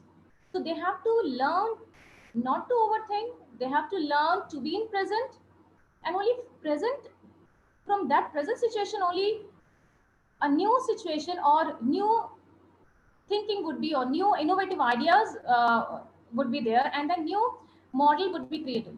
So it is very important to be in present, developing that state, that particular state, open to change, which is really needed. How the entrepreneurs are need to be open, flexible, innovative, because nowadays the more innovative they will be, they'll be redesigning their business model. The more they are empathetic, the more they are compassionate. They have to understand, not only they don't only have to be compassionate towards self, but they also have to be compassionate towards their employees also. So it is again how they can manage the stress of their own stress, and they are managing the stress of the family, they're managing the stress of their employees. uh, in stress, we tend to be negative, thinking about future, how this would happen, or we are thinking that it would not happen that way, the way we expected. But one has to move from negative thoughts to positive thoughts. In future also, I think there will be more happiness session, there will be more happiness programs. So changing from being positive, being optimistic, be filled in more with gratitude, and will be stress free, in order to create the life that we want, the business that we want. So entrepreneurs, another very important thing is that it is not only that it is redesigning of entire business. They have to manage keeping the social distancing also there, even with the mask also, how there has to be some etiquettes along with the mask, how that the communication is going to take place. So this all is, it has to be the part in future for entrepreneurs to make it a big success. So in short, just particularly to be positive, what the future would be like, and that practice has to be started from today itself, taking out time for sleep. Again, for sleep, a cycle is disturbed at home. For that, fix a time, what time one sleeps, what time one gets up, that has to be fixed. uh, Even eating diet is very important, not like the whole day it's at home working, anytime eating. No, it has to be particular what a person is eating. There has to be a healthy eating, healthy diet has to be there. Vitamin C or other vitamins, vitamin D has to be incorporated, proper diet, vegetables and juices. Maybe the people would not go for those burgers and fast food. They would prefer eating home cooked food. They'll be very simple. Another very important thing is, yes, making this yoga part of life, as it has already started. People are all family members together collecting and doing yoga. During, I think after the post COVID also, in the organizations also, the companies will take out some time that they'll start with the yoga. Time to time they'll have time, some time for rejuvenation. Maybe it is for particularly it is so that employees don't feel under stress and they work easily. They need to practice their mind, because as a mind coach, you have to train our mind to keep ourselves relaxed. So training the mind to keep self relaxed and not getting affected by what is going to happen in future, to be in present, the mindful state is really needed. When we're in a mindful state, from there only we can create the future. So this is all we can have. Affirmation can be the part of it, that I'm relaxed, I'm calm. So that was also going to help the entrepreneurs in managing the situation post COVID. So that is all that I would like to share. And for example, like this one client that I would like to share her case, that she's running a salon all over India. And when she has to pay the salary of the employee. She is not able to pay the full salary. So now she's under a lot of stress. Now how it is going, she's going to manage. So it is all that could be done. That is particularly keeping self positive, optimistic, open to change, flexible, be innovative, learning a new skill. This is a time for learning new skills. This is also a time for personal growth. The more you learn or work, focus on the preparation, more the opportunities will be there and person will take those opportunities. And just keeping oneself optimistic, to be happy, so that the happy hormones, that is serotonin, endorphin may release, and one may bounce back. As soon as they face stress, they bounce back quickly to the same state, and from there only they can manage uh, the businesses, which is like where it is really needed to work on. That's all from my side. So anything else you'd like to ask, you can. Thank you so much.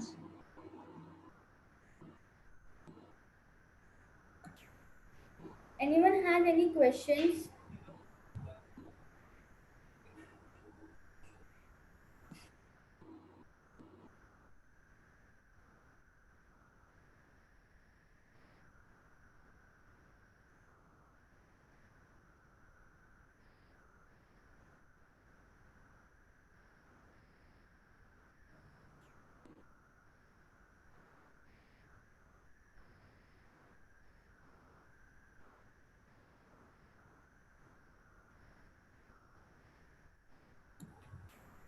Hello, ma'am. There's a question for you. Yeah. How is the social behavior of people after COVID? Yes, it is going to impact a lot.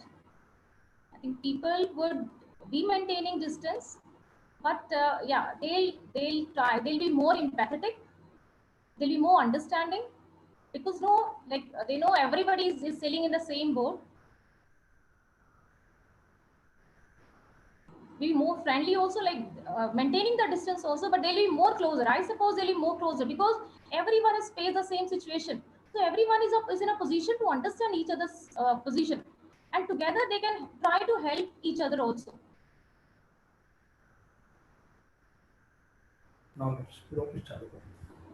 Okay, thank you, ma'am. Thank you so Thank you much. so much. Thank you. Now I would like to introduce Dr. Lalima Mukherjee.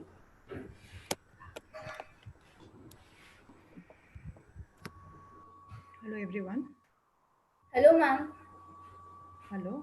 Dr. Lalima Mukherjee is Professor of Economics.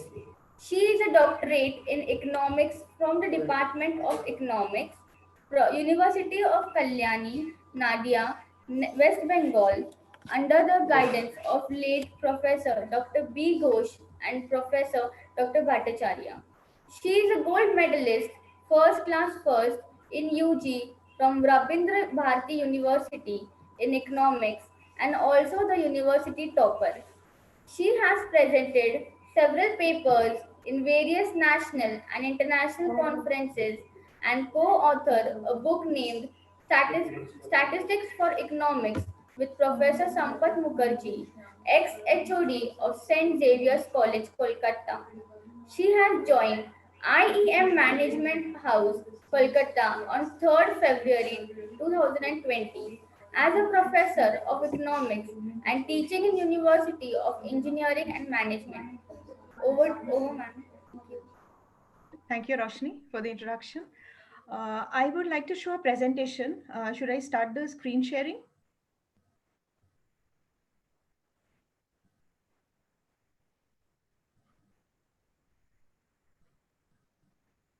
Hello?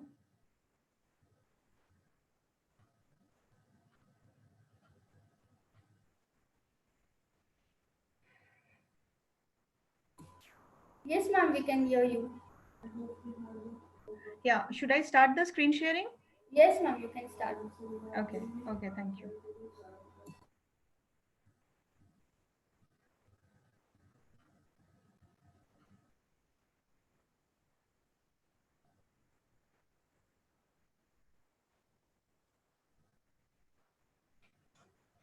Yeah, is it visible to everyone? Yes, ma'am, it is visible. Yeah, my presentation today will be, or I will be talking about impact of COVID-19 in a global economy where we will be looking into India's challenges ahead. So before I go into the basics, I would just like to have an introduction of what we are right now facing. That is the pandemic situation. The first case, which probably we have seen and we have read, but most of us we have forgotten, that the first person diagnosed with COVID-19 was identified on December 1st, as per the Lancet journal, the medical journal. But according to the South China Morning Post, the first patient of coronavirus was detected on 17th November 2019. That is, that was how it was predicted, that probably it was 17th of November. There is no hard and fast proof, or there is no hard and fast kind of uh, reading things we have that which says that it is 17th of November. Now, by December 15th, total infections reached 27 in China. On 5th Jan, WHO, that is WHO, World Health Organization, published our first disease outbreak news on the new virus. And 11th February 2020 was the day when the WHO announced that this coronavirus is actually the COVID-19. I would just give a short, introduction about this situation first, and I will again go over to my slide. The COVID-19 pandemic is not only the most serious global health crisis since the 1918 Great Influenza, that is the Spanish flu, which also the people living then, they have faced, but is said to become one of the most economically costly pandemics in recent history. Experience with past endemics epidemic provides some insight into the various channels through which economic costs would arise, and we all are actually a party to it, and we all are the mere, I can say we all are the mere spectators. We are trying to do so many things, but we are basically we are very helpless. And I would just like to mention here the last few days, which specifically my state, that is West Bengal, faced because of the Ampun, which hit West Bengal, and almost it has devastated 60% of the population in the state. Anyway, so with COVID, we have this added kind of another kind of a disaster. At the same time, COVID-19 differs from previous episodes in several important ways. Notably, the globally synchronized lockdown and trauma of financial markets, in fact, the MSME part, which Dr. Manoj was also, throwing some light in several important ways. When pandemics spread, they bring on an economic contagion, which is again very dangerous. Beyond the morbidity and mortality of the disease itself, economic activity has been curtailed to enforce social distancing. I think the word we have been hearing for the most of the time in all these 2 months or more than 2 months, an indispensable bullet in the coronavirus disease. Now, I would like to throw some light on some of the ways or some of the cases how we have proceeded. Like, for example, the focal point of infection shifted from China to Europe, especially Italy. But by April 2020, the focus shifted to United States, and we know how United States have been affected and the number increasing each day. And we know that their population is already very less, and this again adds to the massacre. Lockdown started in England Lockdown started in England from 23rd March by PM Boris Johnson, and India, PM Modi started from 24th midnight for 21 days initially.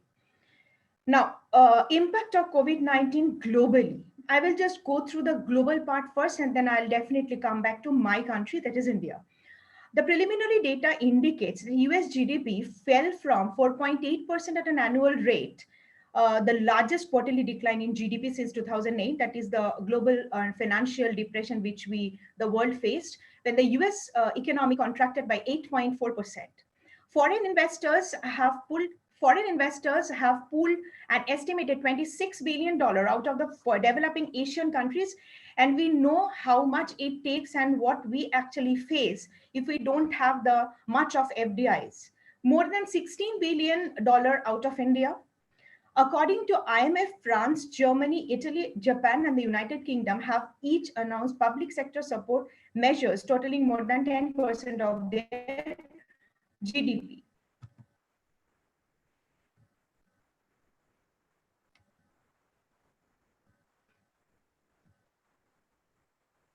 I'm having some kind of black. Yeah.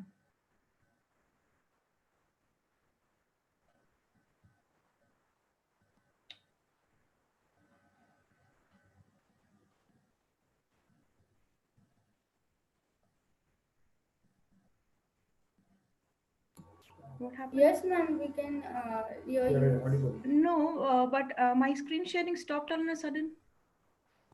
Just a minute. Just a minute. Somebody was trying to, I don't know, I found somebody else.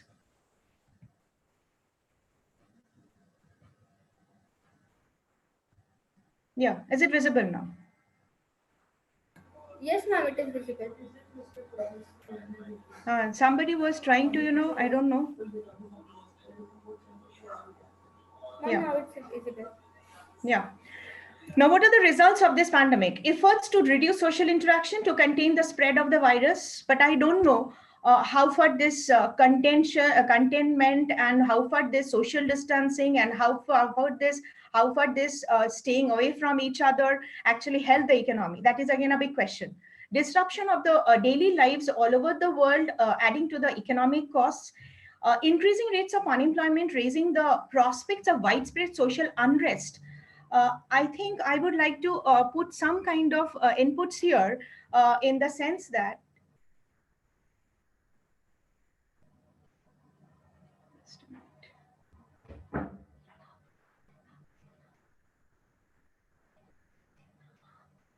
are you people able to see the slides?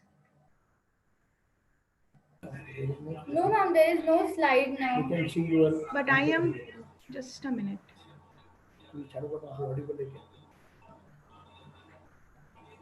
Is it now visible? Yes, ma'am, now it is visible. Okay. I would like to say certain things like even today I was reading when I was taking the newspaper and going through it. I saw another very, painful story which I have been hearing. I mean, we all have been hearing since long. There is the story of the migrant workers. Lot of people, they go from, a lot of states like West Bengal, Bihar, Uttar Pradesh, they go to Maharashtra, they go to Bangalore to work. And one of the laborers I would like to refer to, he was waiting for a bus in Maharashtra to come back to West Bengal, and he had a sudden heart attack, and he died there only. So in I think in the last at least 1 month, I have heard thousands and crores of news relating to the migrant laborers. They are dying like mosquitoes, and they are dying like insects. What are we doing for that? As an economist, if you ask me, I'm absolutely helpless, because as long as the government doesn't take any step, I don't know why the government is also not taking any step. Unless the government is taking any step, we are all helpless. Anyway, there's a very small kind of incident I tried to share with you all. And increasing rates of unemployment, I don't know how I will tell you about the daily wage earners, the casual laborers. Each day, what they are facing, everything stopped, everything locked, everywhere. There is nobody anywhere till at least I think the 4th of May. We had this situation. Now things are a bit relaxed. I don't know how they lived, how they survived, and how in the coming days they are going to survive. Even we are also in panic that if we allow, even I don't have a maid in my house, so if I allow somebody here in my house, if I get affected, that is also another very important thing. I think this is happening with all of you. Incomes lost and health insurance are threatening living standards, whereas in developing countries with huge populations are facing growing concern over access to basic necessities. Time and again, I would like to stress on this: the basic necessities and the prospects of rising levels of poverty. Next is we have, uh, no, no.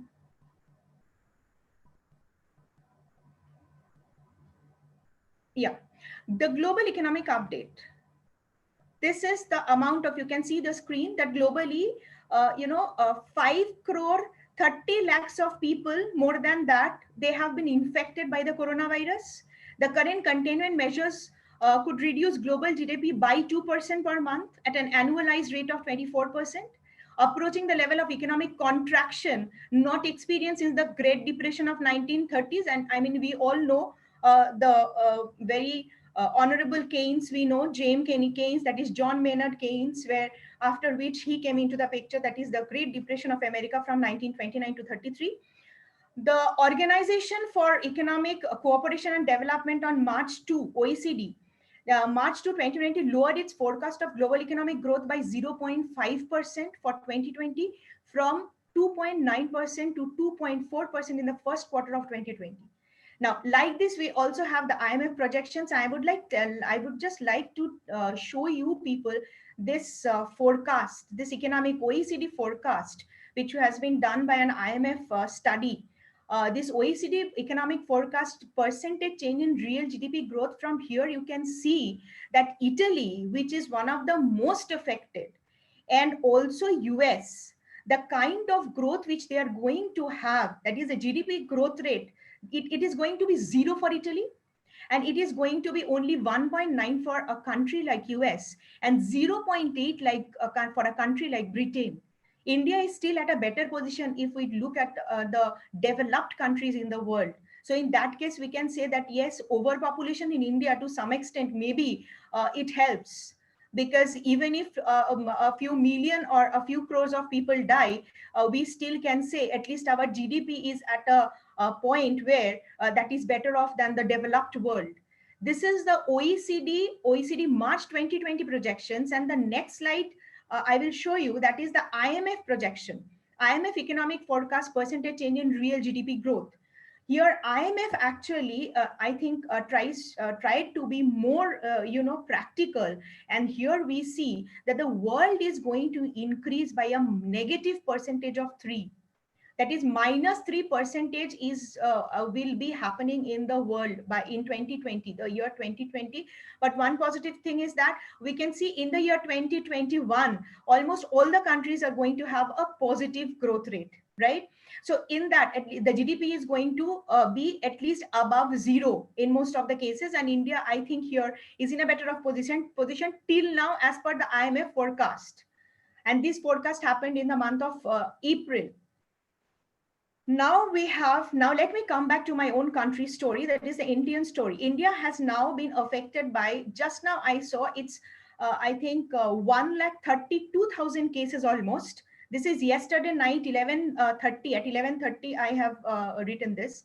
So 1,32,000 cases are there, with almost 3,868 people who have faced death, who have died. And the four phases of lockdowns which we had in India, basically that is the phase one, 25th of March to 14th April. We all know 15th April to 3rd May, and then 4th May to 14th May, then 18th May to still now we are in the lockdown period, that is 31st of May. And we don't know whether it will be continued or it will be continued definitely with for some further relaxations. God save us that we need the relaxation, specifically the migrant workers, the MSMEs, and all the daily wage earners, the casual workers, everybody. We are at a much better position being at the upper, income group. So we don't know, only Mr. PM Modi can say, and the time will say. Next is we have the economic impacts. What actually happened because of the lockdowns and because of the pandemic attack in India? The first and foremost thing which Dr. Dipali Monga also tried to stress on, that is great stress on the supply chains of essential conditions by which we get our mental stress. Definitely, we don't get anything which are required by us. Essential commodities also it was hard to get. Indian companies are focused on the production and supply of essential items only. And we don't know what is essential for whom. Like for example, we don't know whether clothes are essential for some or not, because the cloth items, they were all blocked. You could not buy anything from Amazon or from Flipkart or from Myntra. All other production activities were almost stopped, thereby bringing down the production graph. CMIE, that is the Center for Monitoring Indian Economy, on 7th April 2020 estimated the overall unemployment rate be increased to 23%, with urban unemployment standing at nearly 31%. And ILO has estimated about 40 crore workers of unorganized sectors to be unemployed. And I don't know how we are going to fix all these things. It will take not 1 year, not 2 years. I think it will take at least 4 to 5 years to fix all these things. The kind of, the kind of devastation we have all faced because of the coronavirus COVID-19. The rupee value, which is at its lower value, I will not say lowest, of more than rupees 76 per USD, that is $1 is equal to 76 rupees, is exerting extra burden on our imports. That is, automatically the cost of imports increases. So the cost of imports increasing, and we are not having much kind of export because of the COVID-19 situation, is playing a havoc in the Indian economy. Then we have the some other basic data on Indian economy. That is, it is estimated to have lost 32 crores every day during the first 21 days of lockdown. And we have identified the PM and the finance ministry, they have identified 3 zones. One is the red zone, another is the orange zone, and then we have the green zone. So the red zone, activities permitted in each zone 4th May to 17th May. These activities are the limited activities I'm talking about. That is only about the essentials and private offices with 33% capacity, 2-wheelers without pillion rider, that is social distancing maintenance, 4-wheelers with 1 driver and 2 passengers, interstate movement of goods. So these are the 5 basic things which I have mentioned here that was there for all the 3 zones. And I would like to mention here that red zone is really in a very, very distressed condition, that nobody is not delivering anything in the red zone, I would like to tell you. And I think most of you have already faced this. Even if you are having a mobile breakage, or if you are having a problem with your mobile phone, you will have to be disconnected from the whole world. Nobody is going to come and deliver you a mobile phone, at least if you are in the red zone. Then we have the trade part.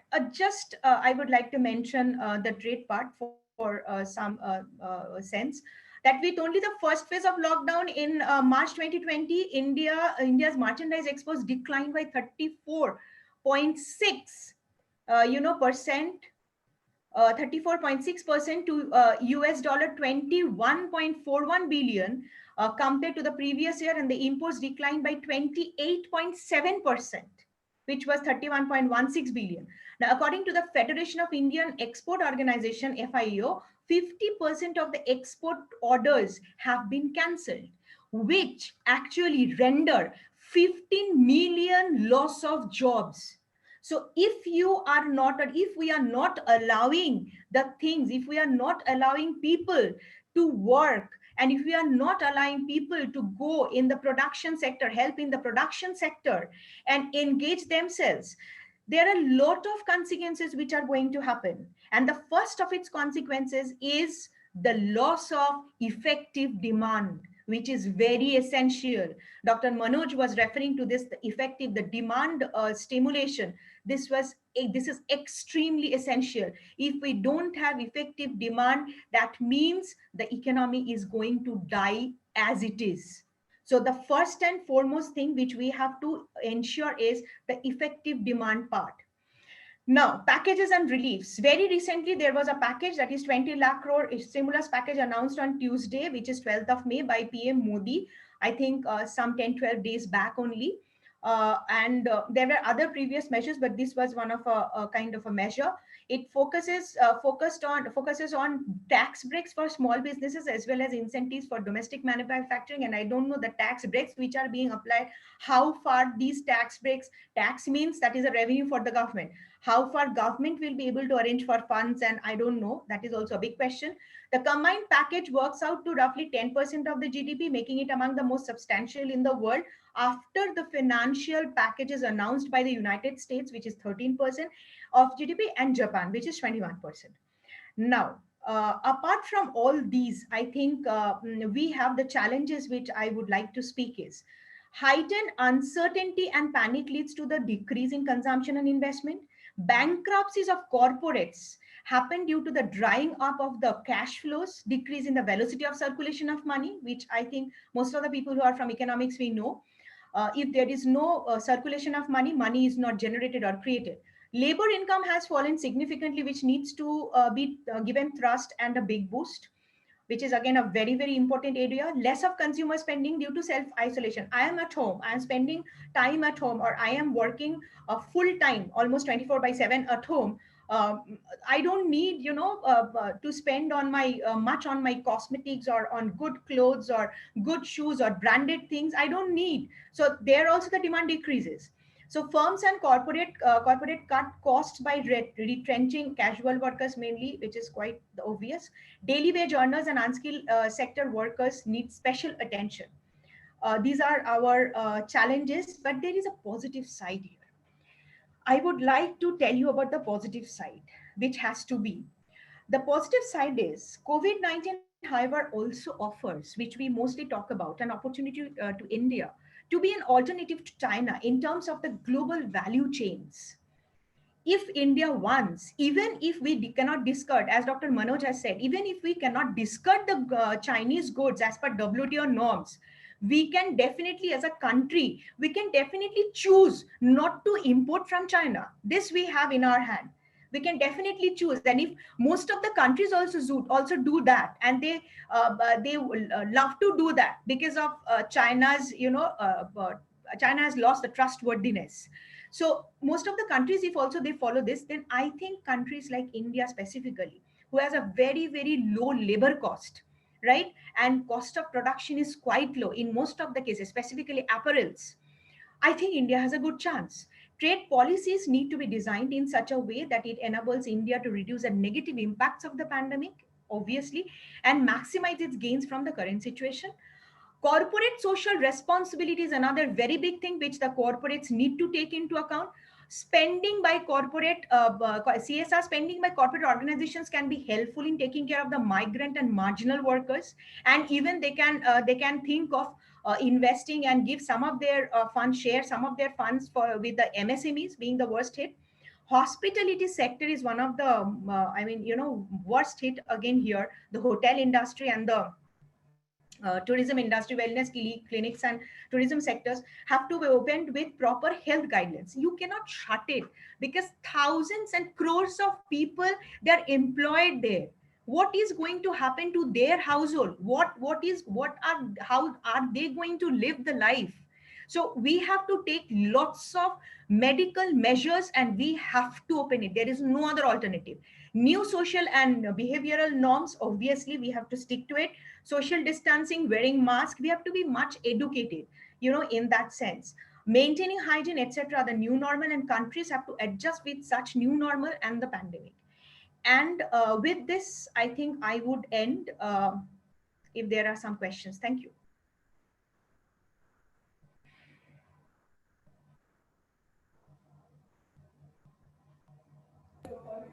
Hello, ma'am. There's a question for you Yes. from Dr. Prabhakar Tanaji. Which one policy has to implemented by the government to revive the Indian economy for short run and long run periods? The first and foremost thing is thank you for the question, but I have to say one thing. I definitely don't look like Mr. Modi or Nirmala Sitharaman, so it's very difficult for me to answer. But yes, I can only suggest on the policies. Most of the things I try to show in my and I try to include in my presentation. That is, government, whatever be, government has to look into certain various sectors and certain various aspects. The first and foremost sector which needs attention, which already Dr. Manoj has told, I am so much in line with what he has told, that is the MSME sector has to be revived, whether it is with India's fund. I don't know where from India will finance ministry will generate for funds, or whether it is with some foreign funds, foreign direct investment, wing some kinds of foreign direct investment. Whatever be, MSME has to be revived. And the second is we will have to stop the lockdown. The first and foremost thing is just stopping the lockdown. Be whatever educating you had to, the government have to make some teams, it can be a medical team or it can be health professionals who work in the same area. They may not be doctors, they may be, they may be health professionals, they may be masters in hospital administration, or they may be people from the healthcare industry. They may not be doctors, but they know what the norms are and what are the hygiene necessities, so they can train the people. Because we know that in case of in India, 72% of the people, they live in villages, so the villagers need to be educated here. And that is one of the most important thing which right now, apart from all the economics curve and apart from all the theories and apart from everything, first and foremost is the basic necessity, that is the health awareness and the essentials, and what will be included in the essentials. That is also again a thing to be decided. That is very important to be decided. What is essential? If a person is a smoker, cigarette smoker, or a person is a liquor addict, then maybe for him the liquor is an essential part and the smoking is an essential part. But I'm not talking about that.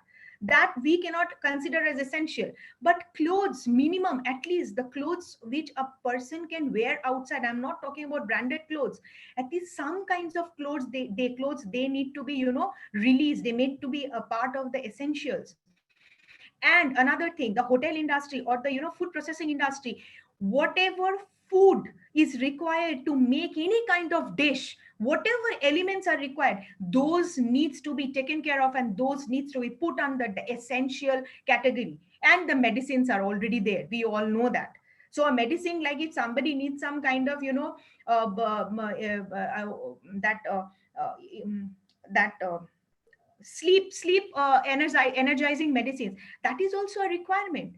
If my parents are very old, if my parents, they need some medicine, and not only that, you have to segregate. If you are having fever, that does not mean that you are having COVID-19. You have been affected by COVID-19. So you are having a fever and you need to have a Calpol 650, and you go to the market and I ask for that, and you are being caught hold of by a police, and you are being put to test. That is also not the case. So we all have to be very, very responsible human beings to come out of this situation. It's only we who can help us, and we educate each and everyone who is around us. It can be the person who is sitting in my complex as a security guard. It can be the person who comes to my home as a maid. I need to educate them every day, so that one person, if we educate, the total India gets educated. Like one drop you give in a pond, it becomes a pond of water, or if you are giving a drop of milk, it becomes a pond of milk. So it is something like that. We all have to contribute. Like sitting at home only and talking about policies does not help. We have to go outside and we have to work. No other option. Thank you. Thank you so much, ma'am. Thank you. It was a great answer. Thank you. Now I would like to introduce Khushali Oza, ma'am. Hello, ma'am. Hello, good afternoon, everyone. Good afternoon, ma'am. Mrs. Khushali Oza is a Pune University approved faculty in accounting and finance subject and an expertise in end-to-end academic program implementation. She is a dynamic professional with over 12 years in teaching and 3 years of industry experience. She is teaching over 12 subjects, published 8 research papers in national, international journals, and presented 10 research papers in seminars and conferences. She has received Best Lecturer Award twice in March 2010 and 11 at Myers Art, Commerce and Science College, Pune. Thank you, ma'am. You can take over.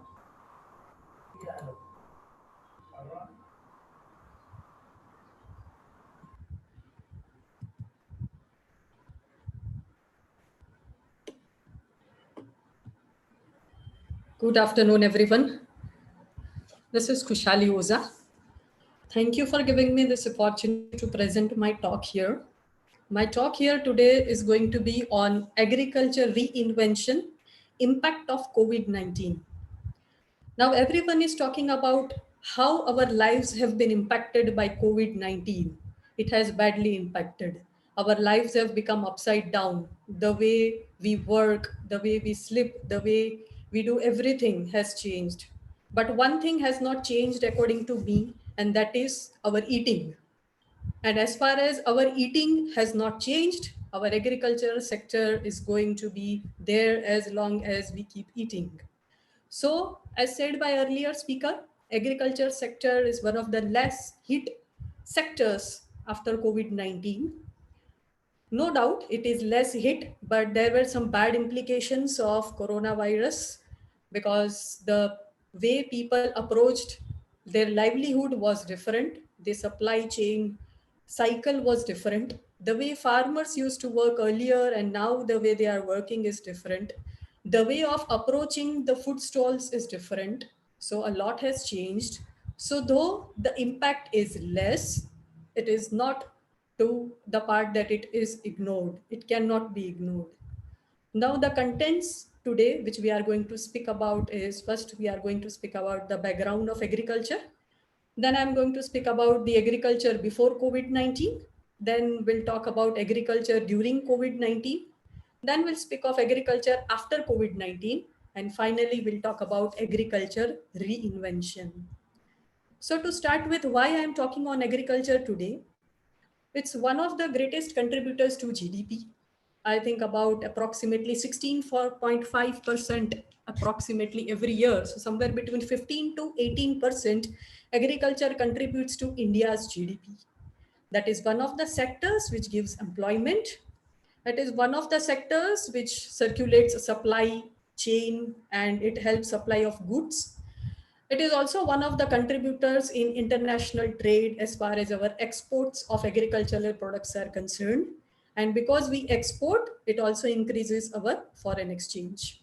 It also has a role in transport. Transport sector also earns out of agricultural sector indirectly, as many of the, and almost all of the agricultural products gets transported from farmers to the various channels, various cities and villages. And because it contributes to GDP, it is also a source of income to the government. So these are the reasons why agriculture sector is very important for India. So now let us understand the background of agriculture sector. It is a robust demand. When I say a robust demand, is like large population of India depends on agriculture, and there are a lot of demands from foreign countries. So India fulfills both of the demands, domestic demand and international demand. The other is attractive opportunities. Those businesses who seek for warehousing and cold storages, there is a huge opportunity in agriculture sector. When I say policy support, agriculture policy support has set a large target to increase agricultural exports to over $60 billion by 2022. And it also helps that government has decided to doubling the farmers' income by 2022, which now seems to be less possible after this imbalance of economy. And last is high proportion of agriculture land, diverse agro conditions and encourage cultivation of different crops. This is a competitive advantage that we have a huge land, we have various soil which cultivates various types of crops. Moving ahead, coming to linking agriculture with the GDP. As I said earlier, agriculture contributes to GDP every year. We can see in 1819, it was the maximum contribution apart from 1617 when it was 6.27. But you can see from 1920, the contribution has slowed down. There are many reasons why this has happened, and this we are going to discuss. Before that, let us first discuss the strengths in statistics, exactly how much area and how much farmers are there in India. India has a land area of 159.7 million hectares, which is the second largest in the world after United States. According to the population census of 2011, which is I know is old, the number of cultivators in Indian country is 11.8 crore, which I think would have jumped to 15 crore right now. The very distinguished feature of Indian agriculture is India is a top producer country of many crops. The major crops in India can be divided into 4 categories. That is food grains, cash crops, plantation crops, and fruits and vegetables like horticultures. In financial year 19, exports of agricultural and processed foods products total to $38.49 billion, and more than 50 crops are exported. So this is the background of how agriculture is working. So this is before COVID-19. Now let us discuss of agriculture during COVID-19. Now this is something which everyone is interested into. Now agriculture during COVID-19 suffered from 2 basic things. One is labor availability. As we all know, laborers have migrated from one place to other. This is a positive as well as negative also. I would also say positive. The reason is many of the laborers have migrated to their home villages, their hometowns, where their family is engaged into agriculture and they are planning to join them. So in one way or the other, this migrant sector, some of the percentage of migrant sector are going to contribute in the form of again contributing and working in the farms. So it might happen that some of the sectors like real estate laborers have migrated from Pune to somewhere in West Bengal, a small village in West Bengal, and they are occupied there with agriculture. So there might be shift of laborers from one sector to the other sector. Second issue is inability to access markets for produce due to issues in transportation as well operation of markets. So second biggest issue in agriculture they face during COVID is the supply chain and the inability to see the markets, as all the markets, vegetable markets and all the markets were suspended, and individual supply of all the products, including agricultural products, were only allowed. So the non-availability of labor has hurt operations in many parts. The increasing use of mechanical harvesters for paddy has helped. Now this paddy has actually rescued the agricultural sector in India, as they're in, but not 100% rescued, as interstate movement was restricted for some duration. Now it has already started back. And as we all know, the Kharif plantation in India is done between March and May. It has also hampered to some extent, but now after 15th of May, the Kharif plantation has already started by many farmers in India. The shortage of migrant labor has resulted in a sharp increase in daily wages for harvesting crops. Now, one of the impact of COVID is, as there are migrants, the laborers have moved from one place to other to their hometowns, there has witnessed a shortage of migrant labor. And whoever laborers are available, there has been a sharp increase in their daily wages. In many areas, the rise is as high as 50%, making it unremunerative for producers. When I say making it unremunerative, I'm speaking of all those farmers who are taking the help of small laborers in their farms. So if there is a hike in their daily wages, the farmers are unable to pay up those wages. Agricultural produce are particularly hard hit, with returns on produce varying from one third for usual or complete loss. So farmers are facing this problem, that either their whole of the crops are not being sold or only one third are sold. So rest is their loss. The rise in labor cost and lack of access means that farmers are staring at huge losses and hence allowing crops to rot in the fields. A better stop loss mechanism. So this is a new term, stop loss mechanism, as farmers, instead of harvesting the crop, weeding the crop, loading in the truck, taking to the market and facing a loss, they think that it is better to get the crops get rotten in the fields. This will save their cost of marketing and taking their crops to the market. So yes, this is the situation in India, that farmers are seeing their crops getting rotten in the fields, so that they do not have to suffer more of losses of selling those crops in the market. Now, major impacts of COVID-19 I have categorized into 5. First is market and prices. Growing level of concern due to less sale. This is for farmers. There is growing concern of level like how much is to be sold, whether my crops have to be taken to the market. Will I get a proper market for that? Will I be able to sell my products? Are there growing concerns? Social distancing, reduced travel, avoiding crowds and closures have badly impacted the crops. Dairy is prominently featured in out-of-home eating. Dairy products have not been hit so far, as milk and milk products are being supplied to the households. As far as milk is concerned, I don't think so there has been any problems in milk industry. Bottlenecks at ports in other countries as ships wait to be offloaded. This is as far as those farmers who are exporting their products. There has been bottlenecks at the ports because the offloading is restricted. And this is one of the reasons why mangoes are not so expensive this year, because the exports are less this year. So the mangoes are available. Second is farmers' health. Now, the 2017 census shows the average age of farm operators to be almost 58. A full 11.7% of our principal farm operators are age of 75 and older. COVID-19 has a much higher level of severity for those in their 60s, as we all know. So as a result of all this, there has been a less production of agricultural products.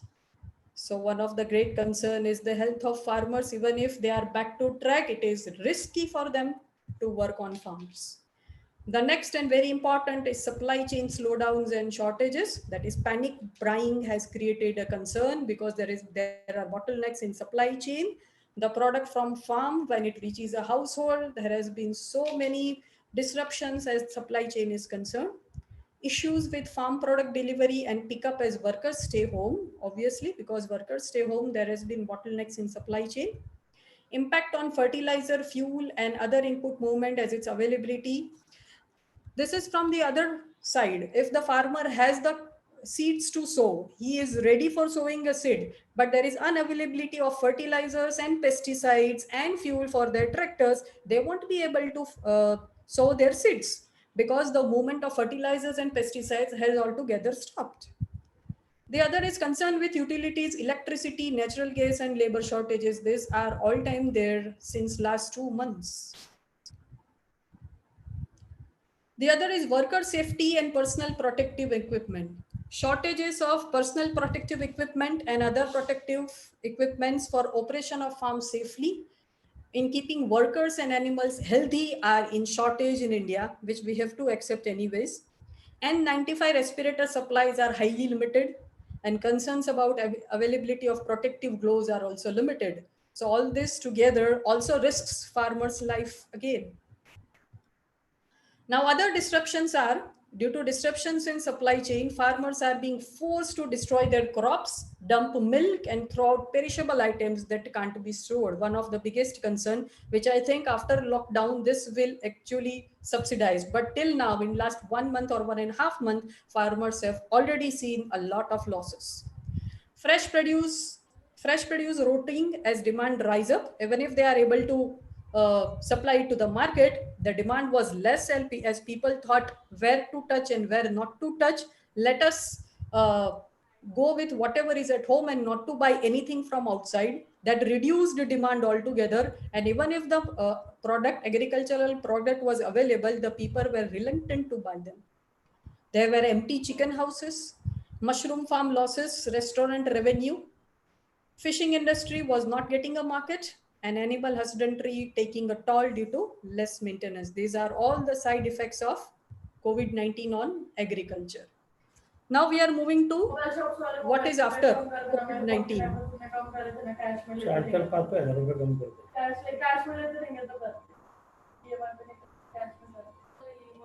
So, as Nirmala Sitharaman, our financial minister, has already announced some packages, which includes packages on sowing. They have some strategy on sowing. They have strategies on growing, harvesting, storage, and marketing. So there is a strategy on everything. They have suggested on organic farming. They have suggested on soil health card, which is a counseling to every farmer regarding their soil health. Next is Pradhan Mantri Krishi Yojana, which helps farmers to save water and utilize more water with less efforts. Better fertilizers with neem coated urea has been utilized. Cold storage and food processing facilities are provided better. Enam facility, which is electronic market identification for farmers, has been introduced. And Pradhan Mantri Fasal Bima Yojana, that is insurance of crops of farmers, have been introduced. So these are the booster package for agriculture sector, for the revival of agriculture sector after COVID-19, which might help agriculture sector to work. So this is a short summary of what is to be done now. Improving productivity and efficiency of agriculture sector. Then there is per drop, more crop. Then the mantra is go organic. Then there is liberty of price fixation by farmers. This is one of the important measures taken by government. Marketing choice to farmers. Availability of better fertilizers and pesticides. Technology driven agriculture and research and development in future regarding agriculture. So these are the future trends in agriculture. So if the dependence on agriculture increases, then there are going to be private players in the agricultural sector as strategically decided by Indian government. Then there are going to be strategies in various areas of agricultural chain. And finally, it is going to be concentration of wealth. After COVID-19, we might see this picture in some years, future farms. There are going to be survey drones, which are going to take care of how the seeds are being sown, which farms are refrained from sowing, why farmers are not sowing. When the farmers are sowing, it is fine. But when they are not harvesting, not cropping, they will find out the area, they'll find out the farmers, what the problems is. Then there are going to be fleet of agrobots. Agrobots are going to be better farmers for futures. who are going to weed, who are going to sow, who are going to harvest in a better way with maximum utilization of the land available with minimum resources. Then there are going to be smart tractors, which are going to help soil erosion. They are going to work with less fuel and they are going to help farmers a lot. Then there are going to be texting cows. Texting cows are such that they are going to hit a button where they find that they are going to go into a labor or they have infected something and they feel that they are not fine. Then they'll hit a button and immediately the government comes to the rescue of these cows. All this together is going to be a farming data which is kept by this person on cloud. So all this information of India taken by drone, agrobots, smart tractors and texting cows is to be taken care by this person who is going to save all this information on cloud, which is available for the government all the time, so that they come to know which sector, which area is to be concentrated upon now. Now the global scenario of agriculture is, there are two things we are going to find now in agriculture sector, which we call as reinvention. The first is fragmentation of land in America and Europe. What people have thought nowadays that instead of going to the market and buying the agricultural products, let us grow our own products into our own farms and into our own houses. So even if I have a balcony, even if I have a row house, I can plant my own agricultural product and I'll use it. So this is a new concept coming on in America and Europe. And this is going to be the reinvention of agriculture. Increasing participation of private players is going to be there at global level. Labor wages in the Americans and Europes are going to be at a peak as laborers are going to be less available. And the market is projected to reach 9.5 million units by 2021. One more reinvention is going to happen worldwide is vertical farming. Whenever if the land is not available, the vertical farming is also possible. So these are going to be the biggest reinvention in agriculture sector. To sum up everything, COVID-19 could reinvent the importance of agriculture sector as the one on which our labor force can fall upon at the time of crisis. Reviving this sector will be the key in the post-19 phase. Why I say that reviving agricultural sector is going to be the key is that if the agricultural sector will be revived, laborers will get the daily wages. If laborers once start getting the daily wages, they are going to demand the basic necessities like oil, salt, and every basic necessity, soap and everything. So they are dependent on these things. So basic necessities demand will boost up. And if the basic necessities demand will boost up, that will boost up the sectors from which they are into. If the soap demands boost up, the soap industry will hire more workers, or at least they will start working with more capacity and they will start giving employment to other laborers. And when other laborers get employment, again, they will start boosting the economy further. Same is with home loans. If the home loan rates are low, then people will start buying homes. And if people will start buying homes, every other related products are going to be hit, like cement will get a boost, the brick industry will get a boost. So many laborers are going to be engaged with, they are going to give more demand, they are going to demand basic necessities and other necessities, and that economy, that sector will also get boosted. So overall, if we start with revival of agricultural sector, we can win the half of the marathon. And with this, I end my presentation for today. Thank you so much, and I'll be happy to answer your questions.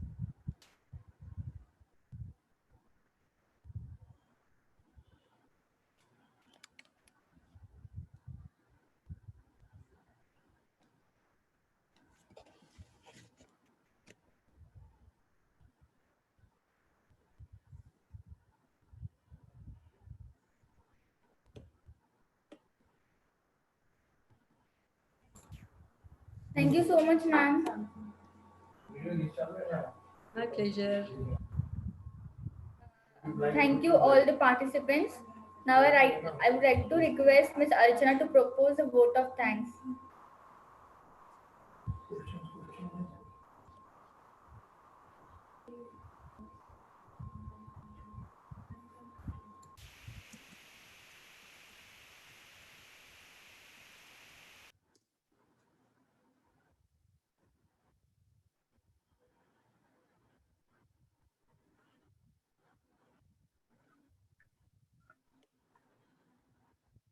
Honorable Derek from Malaysia, Mr. Karan from Singapore, Dr. Manoj Kamath, Dr. Dipali Moga, Dr. Lalima, Dr. Khushali Oza, and all distinguished experts.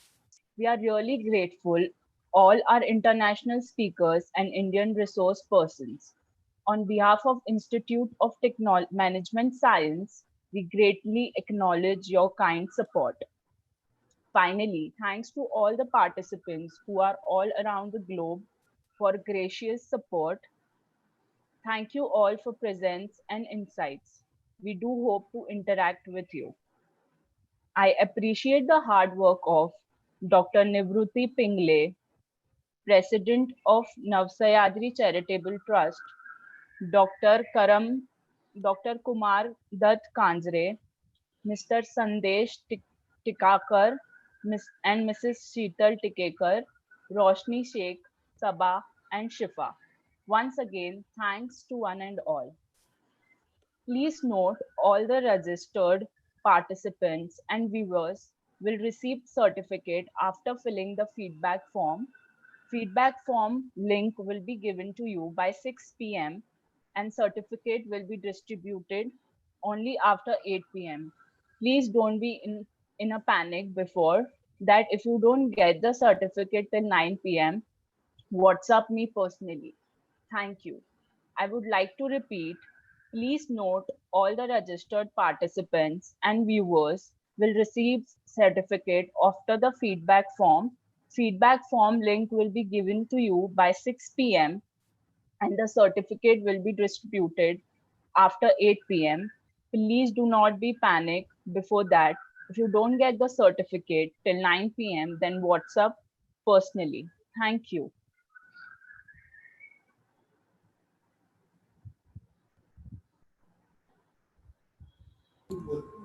Thank you very much, Ms. Archana. Thank you all the participants.